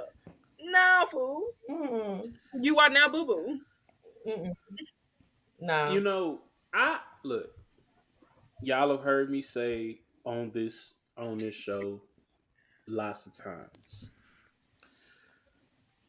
Women that have that type of a JJ scare me because if your JJ is that good, where you got niggas talking about, I know I seen you with the other fella, but I just didn't care. Please come back. Mm-mm. Mm-mm. That'll make nigga kill himself. If for real Literally, would. If for real would. no. On the other hand, that's also gonna want to make me knock your hips in and watch her drive. I don't condone hitting women. I'm not saying I will, but I will shake the shit out you. Because you're not just you not finna just you blatantly cheating on me in my face. Like I saw the shit, but I But you don't know, care. females. I mean, it's the same thing on the female end too. You know how many females know that they men are cheating and still I'ma there? sit beside him. I'ma sit beside him because that's my man. He ain't doing no more sleeping with her no way. That's my man. We gonna build a life together. All right, we good now, fool. Chad, we making all kinds of crazy excuses. Excuses because that's one of the things where you don't know your worth. Mm-hmm. You don't understand like what they say, what you bring to the table. Like you don't know who you are, so you're settling for whatever is coming through your door, and the only thing coming is dick. Mine. Or in that case, I don't like the word. I'm gonna say cooch. That's what I like. My mama tell me all the time because as I said, I was previously married. I'm going through a divorce from my children's father, Girl, we need to and talk. Okay. because I told you we spirit animals at this point, like for real. So like and like my mama, so my mama and my daddy had been in an unhealthy marriage for 32 years, unhealthy, completely unhealthy, and I'd only been with my children's father for 4 years, married for three, so seven total, right? And this man started, he had the nerve to cheat on me. And I said, all right, I'm gonna let you back. It was like 6 months later. I let him back in. We talked it through, blah, blah, blah. He left again. That time it wasn't cheating. He just said he didn't want to be there. And I said, all right, cool. I gave him one more try. Strike three. My babysitter caught him in a parking lot with this hard lot. And I said, bet, you gone. For real, for real. Like, get out my house. And I don't want to be your wife no more. We're going to do all that. I look at my mom and my mama say, you stronger than me. Because your daddy, my daddy, when I tell y'all my daddy was a hoe, and don't put this on nothing crazy because I want my daddy to see that. But my daddy did some things. And when I tell y'all that he put my mama through it, and she still stuck by him. I looked at my mom and I said, respectfully, I did not want to be you. Respectfully, I'm not going to be You show me what I didn't want. exactly. I said I knew exactly the type of wife I was going to be, and it wasn't going to be the one like you. And that hurt her feeling so bad. But she always she's like, but you were just so strong. I wish I had that strength to leave him when I was younger. I said, you still do. Why are you still here? I'm very confused. It's 32 years later. But see, that's the That's thing. that Like, toxic shit. That's that well, toxic shit. it is, and I feel like so a lot of our parents and grandparents, like they like today in today's time, we realize yeah they were in toxic Mm-hmm. environments, relationships, but like back then, bro, like as long as you were taking care of the household and the bills was paid, and you know you kind of kept it hush hush, they like women would stay. Like Mm-hmm. that's why you had cousins and brothers or sisters that you had never met on the other side of town to, you know, Big Daddy died and you all these folk come at the funeral like, well, how you know my daddy? Oh, that's my daddy too. Mm-hmm. I ain't know you. Oh yeah, I lived on this side of town, so you know you never saw me. So, but you know that you they were able to keep that But shit there together. was such a thing back then, though. Like it was a thing. Like families, like you said, we keep whatever happens in this house stays in this house. Don't put our business in the streets. Mm-hmm. Mm-hmm. And then it results in this, because I know plenty of people that have found out later on in life. Oh, like I got siblings, Mm-hmm. and like even for myself, apparently I got one, but I'm not allowed to say nothing about it or try to go um look for the person. So I'm like, oh, okay, well, guess it's just me and my brother. We'll just stick with that. I'm telling you, me too, because we're spirit animals. And I'll say this with no cap at all. Everything that you have said is my life. Oh, girl. Because Yeah. I remember my Well, mama saying, my mama my begged personal me. opinion, I feel like Again, if you put this I anywhere agree that with my mama Bree. is gonna see, I'm gonna slap the shit Talk out to you. your parents, My talk to mama somebody begged that me. you feel comfortable You with to can't express threaten me on yourself. my own But show. Oh, I'm also sorry. She I was can and try to she did. find books or I was something talking She to that you. you did, can but relate you to that can know, help you out.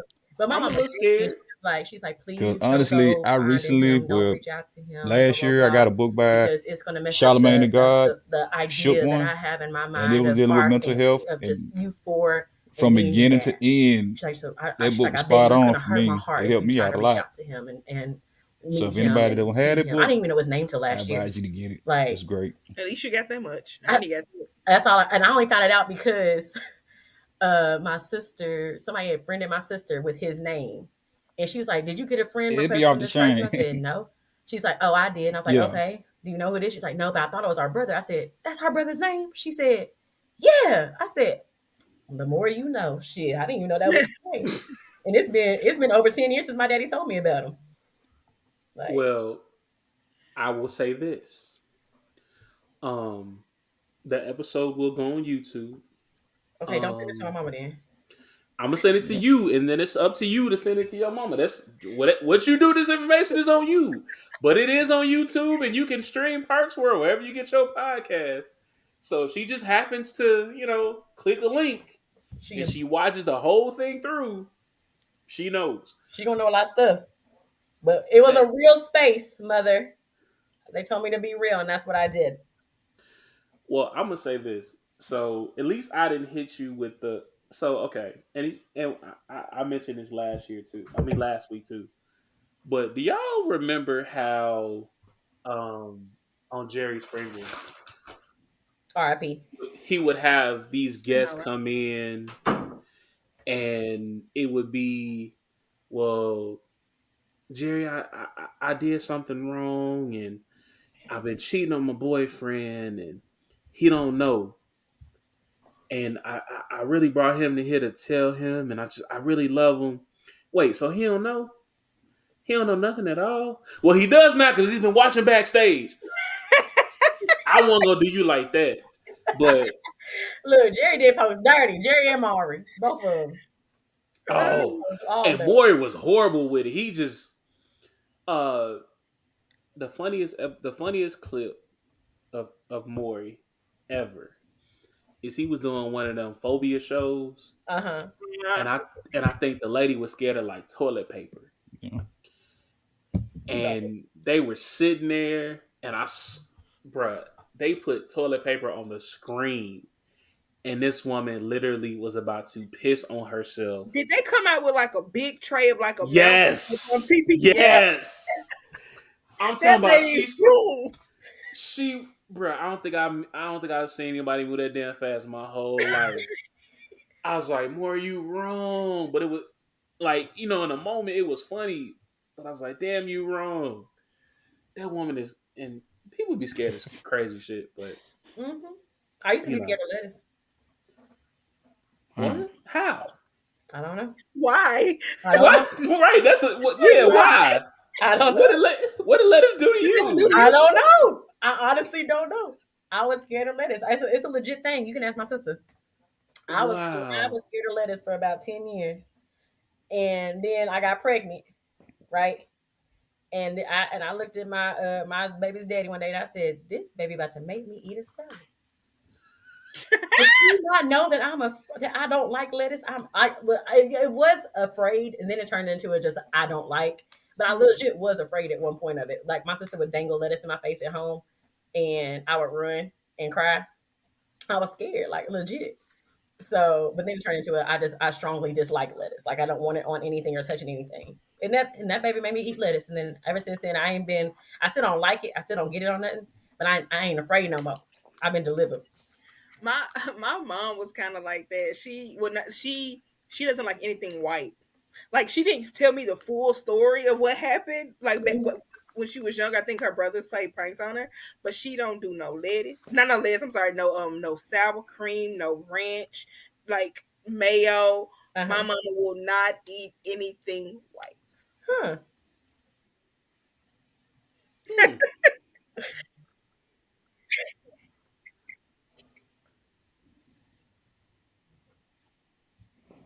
Really?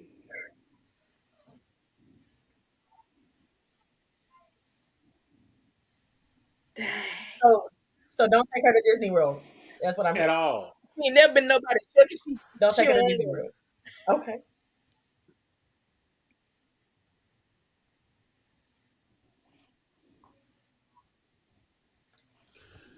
Is it because of the disproportion heads? Like it's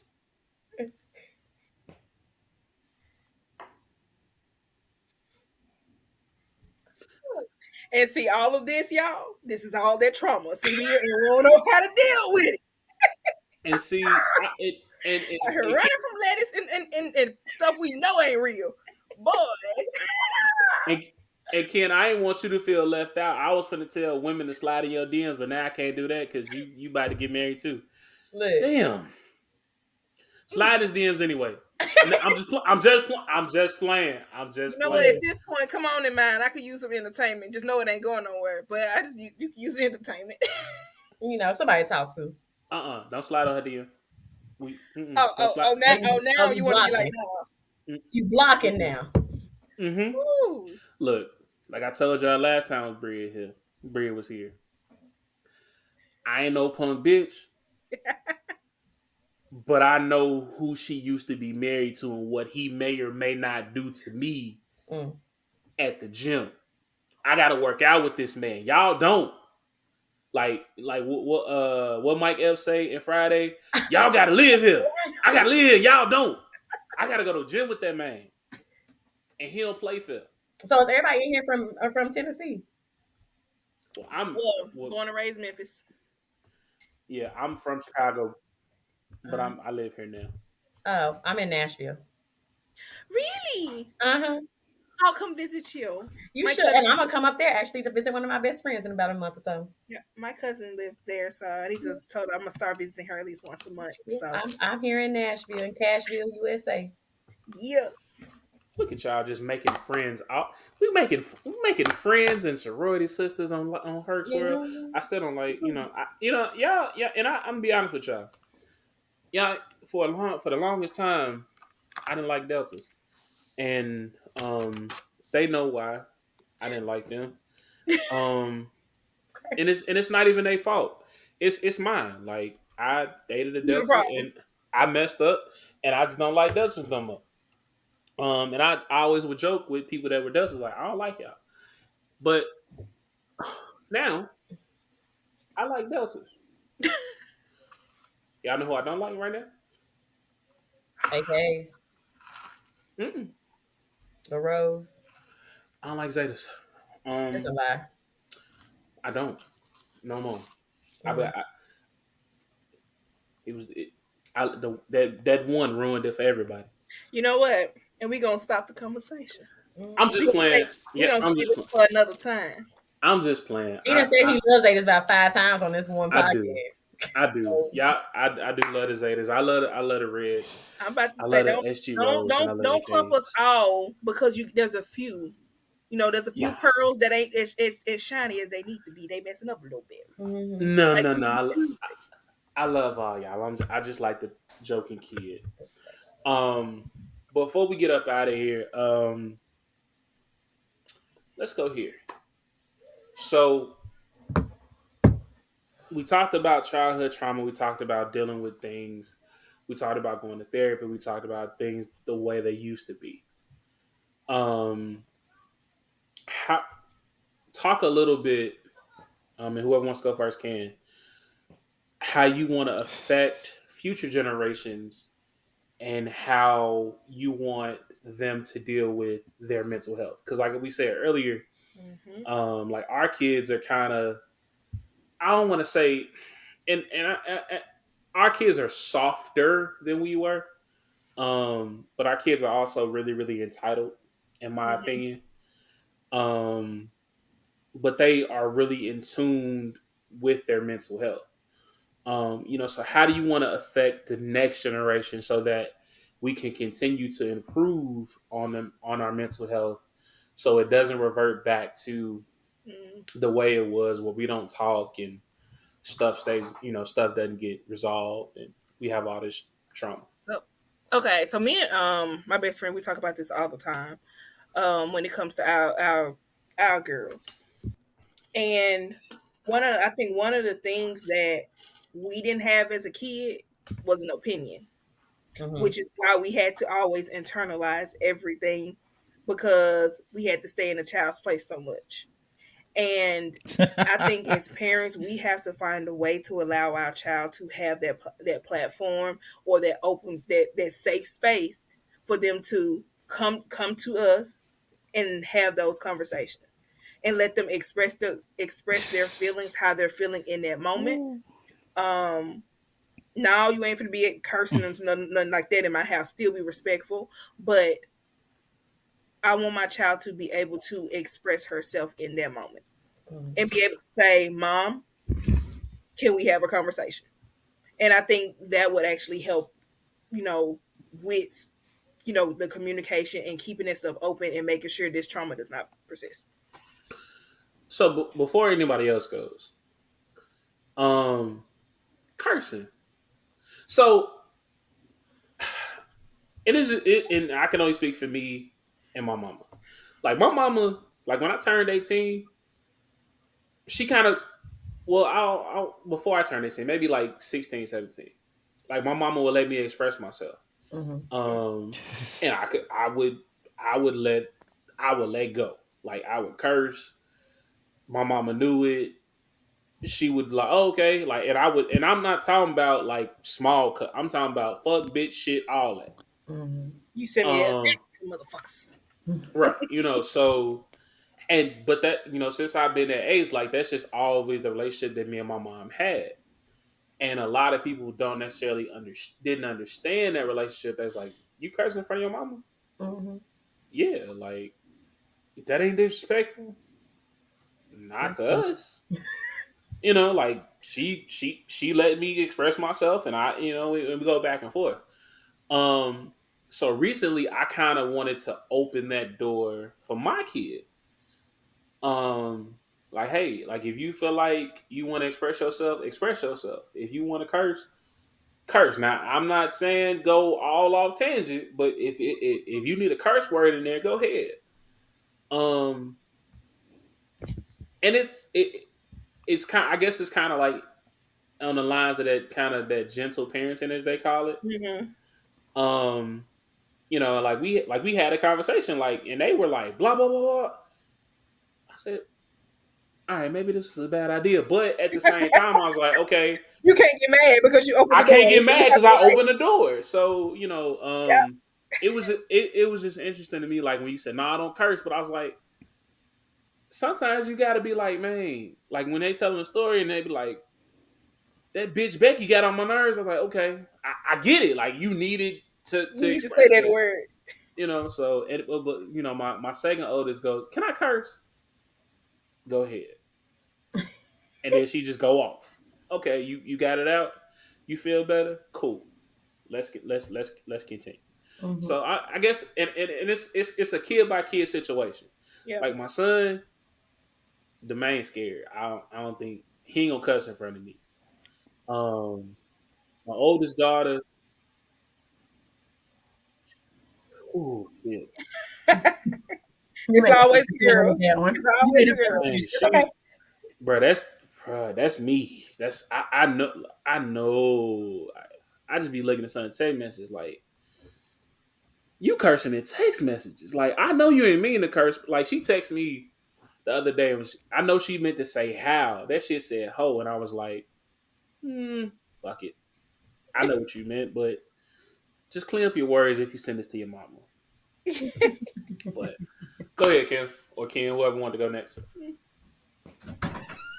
Go ahead, Ken.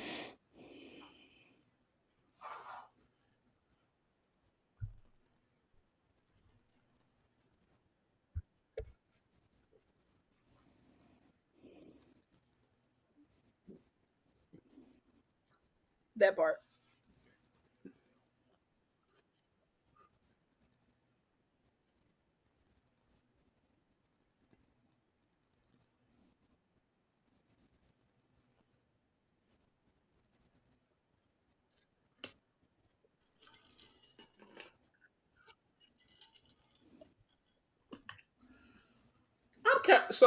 I fucks with Charlamagne, man. I'm not gonna stunt. I fucks with Charlamagne. Shout out Charlamagne, but sometimes some of the shit he be saying don't make sense to me.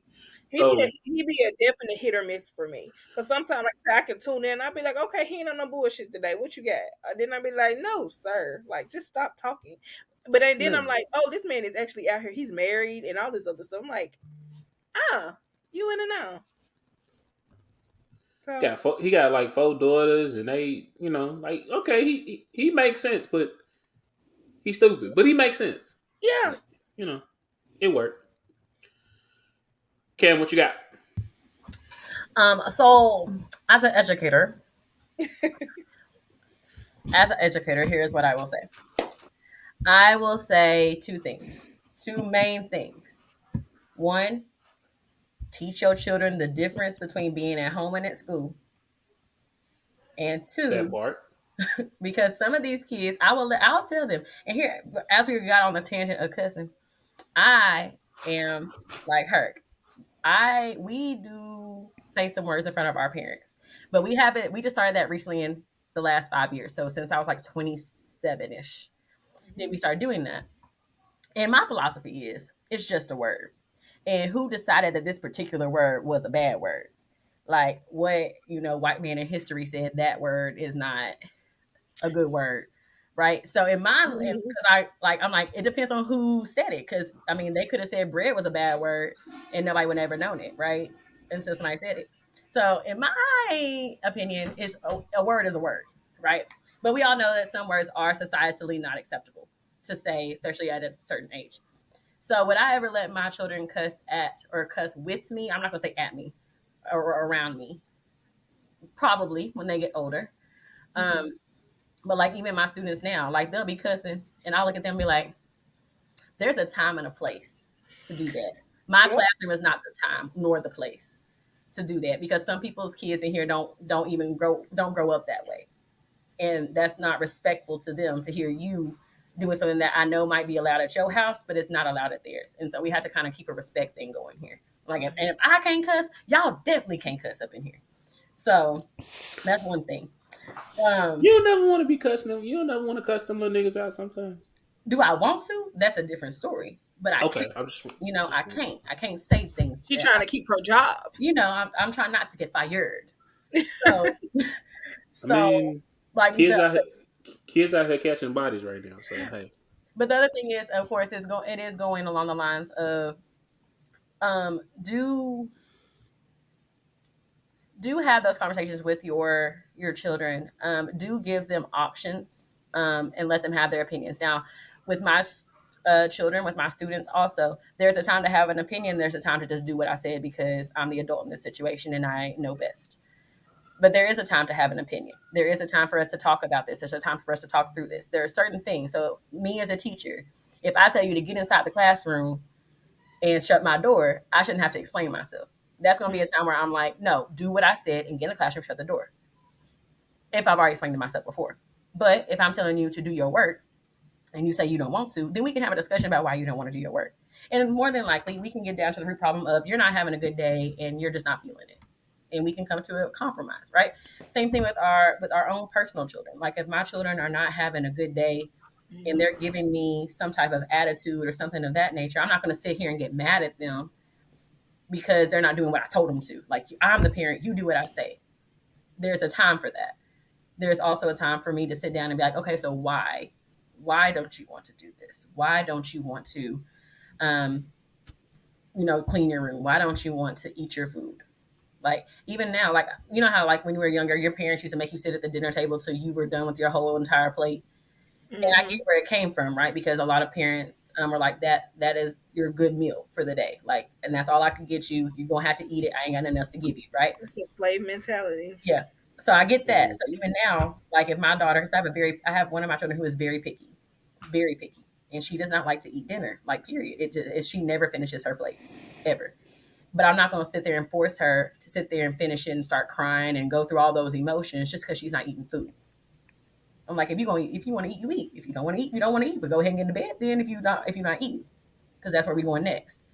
So I feel like there is I am a border, like I'm on the line of gentle parenting and old school parenting, Mm-hmm. because I feel like there is a place for both. I don't whoop my children. I don't force them into submission, which I feel like is what we had to do. My There was a point that my siblings said that we felt like we became yes men to our mom. Mm. That like you just said yes, whatever she asked you to do, whatever it was, you just said yes. You were her yes man. If she asked you to be here, there, jump up this high, that's what you did. One, because we had a slight fear. Two, because that was our mom and she's the authority figure here. So here I'm like, well, I don't want my kids to fear me. And I tell her that now, like she still gets mad that I don't whoop my children. And I told her, I said, why? Because I feel like I'm contradicting myself. If I whoop you, but I'm the same person that's telling you don't hit other people, then I feel like I'm a contradiction because I just hit you technically, right? So like she gets mad all the time. And I'm like, I just don't. I said, there's a way to talk to them. There's other ways to get through to them. There's other ways to show them and not put fear in their heart of me, to show them that I mean business. I am a stern parent. I have high expectations for you, but I'm also someone who is loving and protecting and cares for you and your feelings and your emotions. And whatever you need to come to me with, you can come to me with. Like, so I think there is a thin line. I honestly, personally, do not agree with in totality with gentle parenting, because being a teacher, I do see the negative effects, as Herc said, of some children being very entitled, some children being extremely opinionated when their opinion is not needed, because sometimes your opinion just is not needed. Um, and some children just being downright lazy and feeling like you should do everything for them. They don't have to do anything. You should hear them out. You should understand where they're coming from and bend to their will and not hold your own ground as an adult. So I don't completely agree with gentle parenting. I don't completely agree with old school. So I'm that parent that's in the middle. Like I'll do a little bit of both. And that's like I said last week. That's what I'm kind of trying to find that gentle teetering line between the general pairing and the I Mm-hmm. said what the fuck I said, so just do what the fuck I said. Mm-hmm. And it's just like one of them things, like you know, I'm not. But before I got, I want to say about 4 years ago, 3 4 years ago, I would never think I would be that parent that is explaining myself Right. to my child like See, woo, I told you what to do, that right there. Because get it done. Like yeah. it ain't no like it was never no what I say do it. Mm-hmm. Now it's kind of like okay, this is what I need you to do. Because I need. This is why I need you to do it, Yep. and this is when I need it done by, and that's it. Like And I wasn't raised like that. It was so I vividly remember, and Pop, you gonna hear this in heaven. I'm sorry, but it may have been borderline child abuse. Um, there was a time I remember my dad asked me if I did my homework, and I was like, yeah, I did it. I didn't, but I was like, yeah, I did it. He's like, all right, let me see it. Oh shit. Hold on. Run in the room, grab my, and it was math. And if you know me, you know I hate math. Show him the paper. He's like, this not done. I say, well, I was only supposed to do this and this and this. He said, so why didn't you do it? But you, and he's like, well, I did. No, you didn't. And now you lying about it. And I said, well, I was that, but he said, but your exact words to me were you were done with your homework. And I vividly remember him turning around. And when he turned back around towards me, his right was coming to my chest. And I fell backward and fell over and knocked over a TV. And I was like, oh shit. And I got hit again because I Cause cursed. you, And I was like, hmm. He said, so now that you lied, now the cops on you lie and you're cussing, go get my belt. Wait, what? Like this wasn't enough. Right, you get and you broke the TV. Let's not right, forget And that. then you right, brought the TV, so now I'm mad. right, Let's not right. forget that. Now I That's got what now, it is. now I got to spend some more money because you broke the damn. No. Now that I think about it, he didn't have to. I didn't. The TV may have broke, but he didn't care. It was my damn TV. So it's like, man, God damn. So not only did I get punched through, and fell into the TV, I also got a whooping, and I had one of them parents like, I know now that it's the stupidest shit ever, but you talking to me while you whooping me don't make it feel no bit like did not tell no. How you want me to answer you as I'm screaming for my life? You know, and I did that to my son one time, and I was just like, bruh, I can't be this parent. Mm-mm. One, It It hurt. takes so much out of you. It it Like truly takes too hurt. much it energy. literally Like solves nothing. And it, now I'm over here. I'm already older than you. I'm tired as hell. I'm out out of of breath. breath. And I Trying don't hear my own like feelings because I hurt like, you. right. And now I gotta still be a parent and soothe you. Man, look. Right. So I'm I'm trying to be more of a gentle parent because for the longest I was I've been my mother's daughter. Mm-hmm. And again, grew up in a house, no communication. And it was I said do it. I ain't gotta explain myself to you. You need to go do it. Mm-hmm. So I didn't grow up learning patience. So Mm-hmm. my patience is thin. Like even in my work life, I work in customer service and my patience is thin and I hang up on people so much and I'm trying to get better with that. So if it wasn't for my village and my best friend like really putting stuff in perspective, like I don't know what my child would be. Like I'm glad I have people around me that I could go to because Mm-hmm. parenting is hard. Yeah. It is very hard when you are parenting and you come from a line of parents that parented you in a way that, like you said, it made you fear them. Mm-hmm. So now I don't want to talk to you. I don't want to do this. I don't want to do that. And I have to like stop myself a lot. And I just be like, you know what's like, just going on. Just going on. I need to calm myself down because I can't talk to you right now. And I don't want to hit you. I don't want to whoop you. I Like know. I literally have no like whooping solve nothing. Like they literally solve nothing. And even with my kid, you can take the TV, phone, and all of that. And even with her, the way my child operates, she will find a piece of lint and still have the best time of her life. So it's like there's nothing I can do to her to make her mad like that. So I have to find a different way to communicate to her so she doesn't go into her bubble and shut down. Mm-hmm. So man, It's hard, but like I remember there was one day my oldest daughter, who is she's a very sensitive child. So mm, if I just look at her the wrong way, that's it's my niece. tears My niece. everywhere. So, but I remember one day I said something to them. I just made her. They had asked me for something. I just said no, no, and they said why, and I said I don't have to say anything. I just said no. No was enough. That was a complete sentence, right? The no is a complete sentence trend that's going on now. Yeah. So I said that, and my daughter looked at her siblings, and she said, "Mommy, when mommy says no, she has reasons, and she will always give you her reason." And I said, interesting. Is that how you operate? Like, so, like what she said to them was like, if mommy does not give you a reason, that means she's playing. like because I was playing. I was just like, no, you can't have that, and that's all I gotta say. And I was playing with them, and she's like, mommy always has a reason. If she says no and has a reason, that means she means it. If she says no and she doesn't have a reason, that means she's playing with you.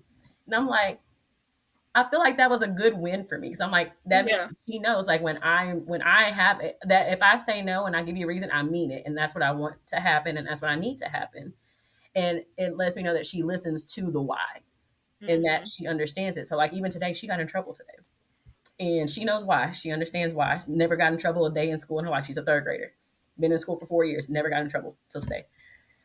And I asked her why and everything like that. And I looked at her teacher. I said, I promise you, she is going to go home and tell her siblings for the next like 10 years, don't go outside without an adult because something can happen to you. And she's going to give all the reasons why. I was like, because she listens to the why. And so I think that's why I started explaining myself because she did listen to it. Like she really took it in and internalized the why behind my nose or behind my maybes. Um, Now my youngest son, he don't give a fuck about the why. He don't. He just wants to know yes or no, and how can Man, I turn it into a yes? Like that's all he want to know. Like he sound like my type of guy. he don't. My why don't matter to him. He just needs to know why did I say no, and how can I turn it, and how can he turn it into a yes for me? That's what he want to know. But No, it's lit. she really does take that why in, and it speaks a lot of her because sometimes we really feel like our kids aren't listening to us. Like it's Mhm. like we really feel like we're talking and they don't understand nothing we say. But then later on, you'll hear them talking to other people or to siblings, and they'll just be Yeah. like, "You was listening. You really heard me. It makes you feel good as a It parent. really does."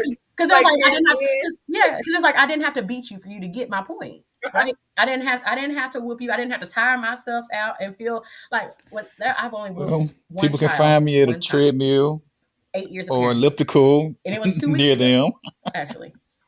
And I working got on the out, phone with my trying to fiance and I get in the called him and he best said, shape "How you feel?" I said, possible to "I live feel longer so and bad. prosper. I feel Also, you can bad. I find me on feel like IG he's going to under hate the me. I realist underscore feel brother. like Yeah. I felt so And bad." I coming said, up "I soon, really I'm know why people used to trying say to it's going to write hurt a you, but then it screenplay, hurts you." I said, "It write a wasn't little about being movie. tired out. It's about So I hurt his hopefully in the feelings, me, next his year or mother. two, I they can be hurt popping his off for feelings me. You're on supposed to purpose." be his I'm praying protector. on Right, that. on purpose. I did it on purpose. It wasn't by accident. I purposely And hurt his feelings. And I felt so in a bad. I'm couple of like, I, months, I, about I can't six ever months do from that now, again. I can never do that again. I they did it once. Once was enough. Put your finger oh down. Nope. Um, well, He probably done the ran them kids date through the house. Look, the date is let's October see. 14th. My son, So that'll be here before I know it. I already he know he he this. got them So I'm hands. trying to Just prepare not for it gonna as sit quick here as and stunt. possible. That man is gonna be It builds character in the it long does. run. In some people, man Yeah. like it's that. a child by child case. Yeah. Right. Not my Because it son Me makes you got look. them too. hands. Mm-hmm. My oldest daughter, she got my mouth, so she get cursed out. The second oldest never had a whooper, but we can we can have a conversation. The youngest, that child can look at me like so. Yeah, if y'all ever watch Full House and that episode where the twin Nikki and what was the Jet Uncle Jesse kids Mm-hmm. said mean daddy, Mm-hmm. bro. If she said that shit to me, I'm just gonna cry. Cause like she the one that just be like she the one that I could be mad, I could be wrong. Mm-hmm. She gonna ride for her dad. She gonna ride for her dad. Oh. So that's the one that if I ever get put in nursing home, she gonna look out for me. Oh. But I'll become a petty parent. Um, go outside, watch TV. Have the TV in your room. I got the power cord. Um, keep your phone. Go ahead. I disabled your camera though, Can't be and Snapchatting. you, Can't be bruh. Snapchatting. And ironically, like a couple weeks ago, like my son got in trouble um, on social media because he has a little Instagram page, whatever. And I said, hey, you can't post some of the stuff that you post. And we've had this conversation before. No, we have. I said, we've had this conversation. I can vividly remember having this conversation with you.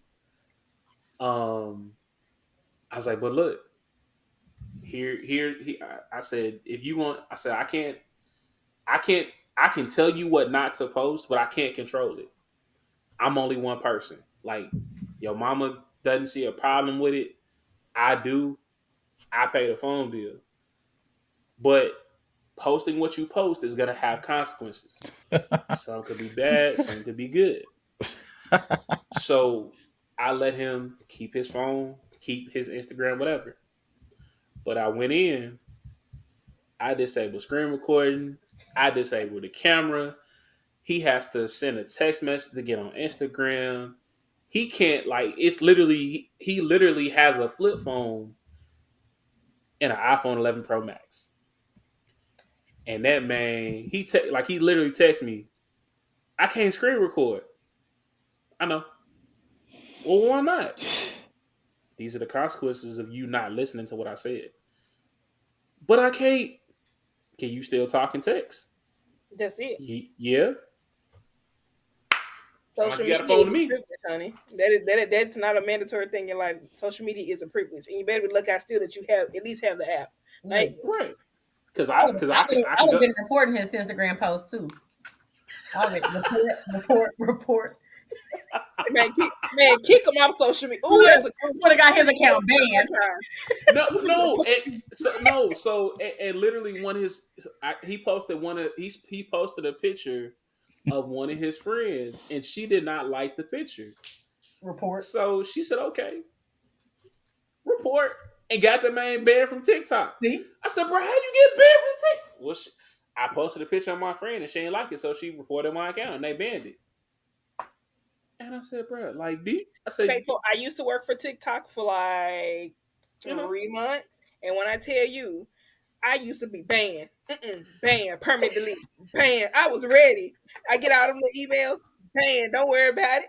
Especially them little kids who was tripping. I had the power in my mouth. Done. Shut down so many accounts. Man. But yeah, I've become the petty parent, so they know, like, hey, let me act like I got a little bit of sense, because. But let me tell you something. This parenting shit, I don't care how long it's been around. I don't care. I don't care what anybody say. This shit, they say there ain't nothing new under the sun. That's a damn lie. This parenting shit is newer by the day. Yep. Because my mom she even told me the other day, well, I don't like that you let the kids have tablets. I won't let them have a phone, but I'll let them have tablets. She said, because they lose their imagination and blah, blah, blah. And I said, okay, heard. I was like, but I need a break. So what else you want me to do? Because I'm not gonna sit here being stressed like you. And I'm just like, I like that they ain't on there all times of the day, all times of the night. They might be on it an hour and a half a day when they get home after they've been at school all day, just like I've been at school all day. And we all just big chilling. And I'm that's your mental release when you get home. That's but when like, you're able to be man. And there's like there was even a time where I would literally look at my kids, because mind you, I work at the same school that my kids go to for convenience, right? I chose that because it was just easier for me. And so, like, I'm literally, when I tell you I'm literally around kids 24/7, I meant that. Like, people don't believe me when I say that. I'm like, it's literally a 24/7 thing for me. I'm around my kids or somebody else's kids all day long. And so, like, there came a time where I would look at the kids and be like, look, we walked straight through the door. I said, don't ask me nothing. Don't do nothing in the kitchen without me being in there. I need 10 minutes by myself in my room. I need y'all to go sit down. Wow. And I need y'all to find something safe to do for 10 minutes. Because I can't do this right now. I need to decompress somehow before y'all start asking me a plethora of questions before I have to cook dinner and do all these other things. I'm like, I need space from y'all. So that's why I gave them tablets. And then, but my mama hates it. Like, when I say she despises that they have tablets, she hates it. She's like, that y'all didn't have internet when you were growing up and you turned out just fine. I said, we still on the internet all day as it is right now as an adult. What you talking about? But we Go ahead. also can't go outside anymore like we were when we were kids. When I'm Because feeling, I remember as a kid living in an apartment, we trusted those people. My mom trusted those people. You knew who your neighbors were. So if I'm in the very back of the apartment and Melissa them house, my mama know where I'm at and she know their parents. You mm-hmm, can't do that now. mm-mm, So my baby be wanting to go outside, but yeah, if I'm not out there, ex- you can't go because we live in an exactly, apartment. Ain't nothing. I don't trust none of that. So exactly. that's hey. It If is you what's want, meant to if be. you want this tablet, this what we Mhm. got. Yeah, even today, like my daughter got in trouble for being outside. Her teacher was supposed to ask them to wait at the door, but apparently they didn't understand what she was asking because they just asked where recess was. And so recess was right outside that door that they were at.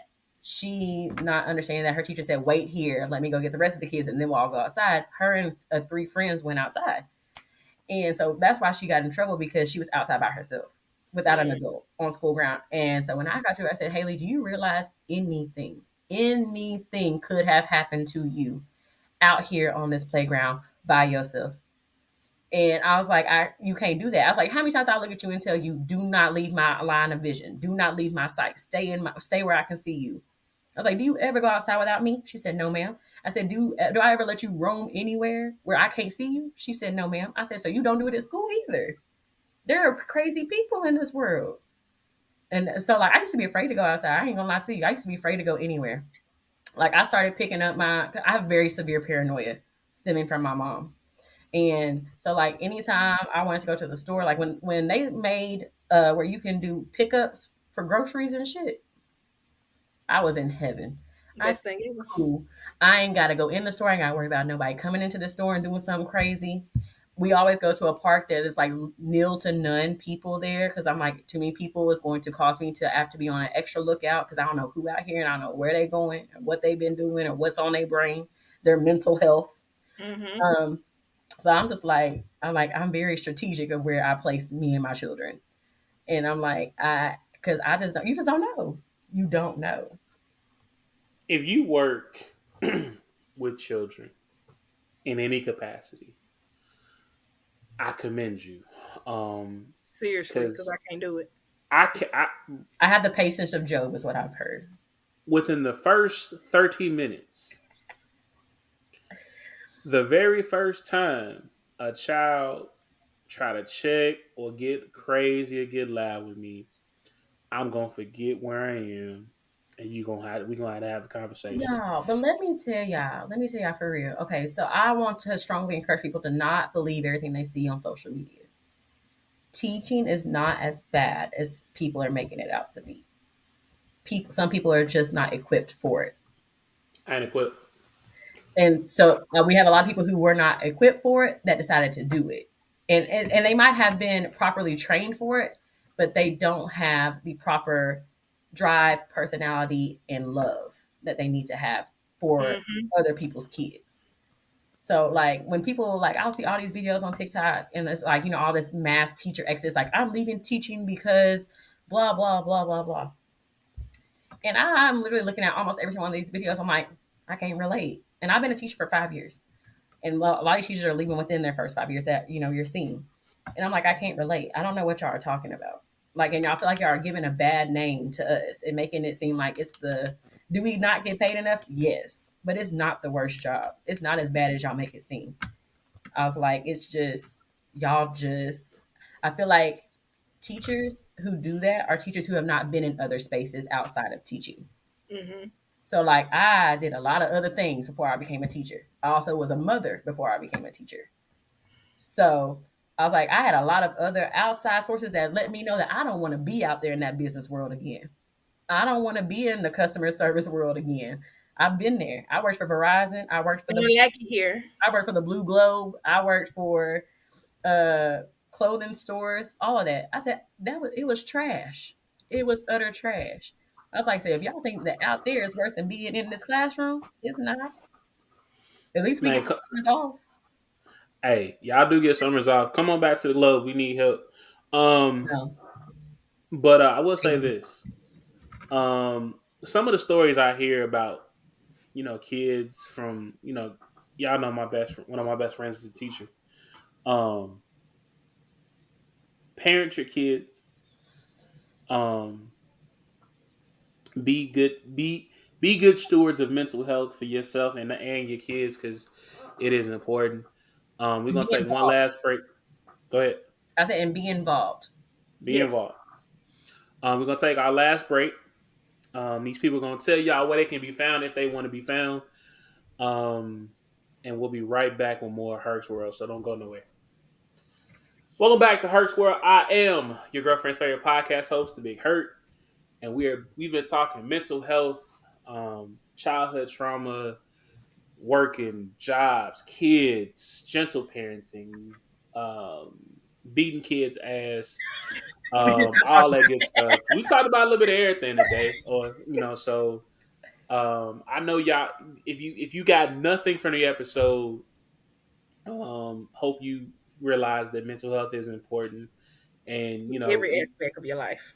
even if you don't, feel like, oh, go see a therapist, get you somebody or a group of people that you can talk to that'll give you their unbiased opinion, so it's not cool, it's not safe or healthy, to hold all those emotions in because it can't kill you. So we're gonna wrap it up. Let's start with Ken. Man, tell the people where they can find you, what you got coming up, um, and a quote or a phrase that you live by.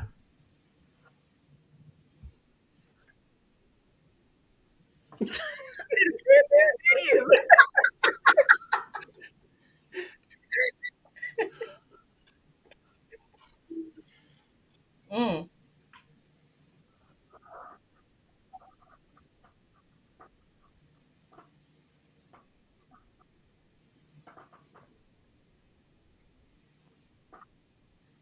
Okay.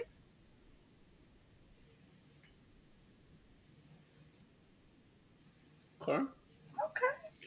Y'all said a wedding date.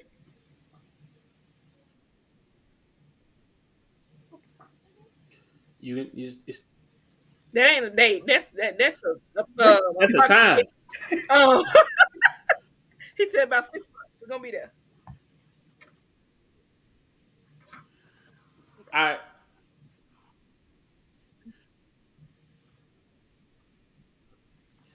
You still got Oh, time to run, bro.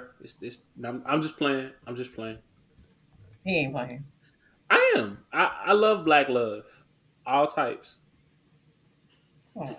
Uh,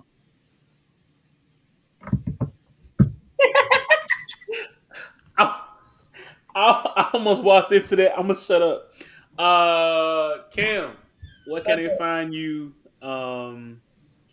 What you got coming up, and a quote you live by. Um, you can find me only on TikTok. That's the only social media account that I actually care about and that I actually post anything on. Um, the other ones I just have for fluff and giggles. Um, so my handle on the TT is killer underscore cam 21, if I'm not mistaken. I think that's right. Her can Let tell me me if I'm wrong. let me I let think me that's verify. I I think because it's I kind of did just watch a video. I think it's killer Uh, underscore cam. killer underscore can 21. You right. It's me. Okay. Um, upcoming, I ain't got nothing but summer vacation. That's what I got coming up. I got my summer, well, half my summer off. I volunteer for summer school. So I get the month of July off. And I think the quote that I live by, which is actually a quote I heard recently, that was a shocking to me of who said it. The quote goes something a little bit like this from the famous poet Tupac Shakur. Um, I may not change the world, but I guarantee you I will spark the mind of the person who will. Oh, that's a good one. I like that. I liked that one. I didn't know it was Tupac. I I know. I didn't didn't either. know. I am an advocate of black love. Um, I told y'all I thought Cam was light skinned for a long, long time. I didn't know she was mixed. Um, Part of me is kind of upset that she about to get married and be out these streets. But I wish you the best. Thank you, Um, as you should. I do. Just know that your followers are upset. So, not me, because I endorse y'all love, but some of them dudes are gonna be in the comments real mad because you off the market. Um, Fellas, just FYI, she does post a lot of dancing videos. her hips be doing a little thing when it sway. Do that information what you will. Thought I thought it out there. Bree, what you got going? What you got coming up? And the quote you live by. Um, I literally have nothing coming up with life. I'm just trying to make it through. But if you want to reach out to me, Facebook, Brees and Trail. Instagram is Victress1920s. That is VICTREZ 1920. A quote that I not necessarily live by, but I literally have it written down like right here. Um, it says, "Words only hurt because you believe them and find some truth in what was said. It is up to you to change your narrative." Meaning all that past stuff, fix it. Like if someone is having a conversation with you, trying to come and just talk to you, and you feel hurt and attacked, that's that trauma. That's the stuff that you need to be working on. So change your narrative. Change your narrative, slide and Breeze DM. Do with that information what you will. I will tell you this. If you slide cautiously. Um, for two reasons. One, I told y'all her ex-husband look off. Two, I'ma have to hear about it. And I have been known to clown niggas on my show. So if you don't want to be in that category, come correct. Man, y'all know how we do. This is start of season 4. This is we got a couple things coming up. As we were actually recording, had a couple people hit me up like, "Hey, we want to make an appearance on the pod to promote some things coming up January 25th. I will be doing my very first pop-up shop. Doing I haven't decided if I'm gonna give away t-shirts or if I'm gonna sell them. But I'm probably just gonna give some t-shirts away. Just to promote the show. So June 25th. If you are in the Memphis area, I will be at my very first pop-up shop in Germantown from like 12 to 5. It's a Sunday. Bring the family, bring the kids. There will be giveaways. There'll be raffles. There will be liquor. There will be food. There will be clothing. And there will be more information coming up in the next coming weeks. So make sure y'all be on the lookout for that. Don't slide in my DMs because Bay reads those, and I like sleeping in my own bed, and I don't like them type of problems. So, that's that. I think that's it. If you don't work, as always, if you don't work, you don't eat. You got to crawl before you can walk before you can run, and man, run before you can fly. We'll be back next week with more Herc's World. As always, I love y'all. Till next time y'all hear my voice. Thank y'all for continuing to rock with me. Go get you a therapist or get you somebody that's gonna listen to your bullshit. Even if you got like as I tell y'all all the time, You're doing good. my inbox is open. You fucking up their mental health just with Like, that. yeah, like you were doing so good, motivation. Then, like, if you're fucked up, go talk to somebody. Like right now. No, I'm saying like no, like if you need to With talk to your somebody, my bullshit. inbox is open. I'll listen. No judgment. I will listen to you if you need to vent, scream, holler at me. I'm here. Um, yeah, just talk to somebody if you need it. Because everybody needs it. So y'all go enjoy. Thank y'all for listening. I'll be back next week with another topic, more foolishness. And since I think the segment, what the hell was said, on in R&B went so well, we're gonna do another one next week. So stay tuned for that. I am the Big Herc, and I see y'all when I see y'all.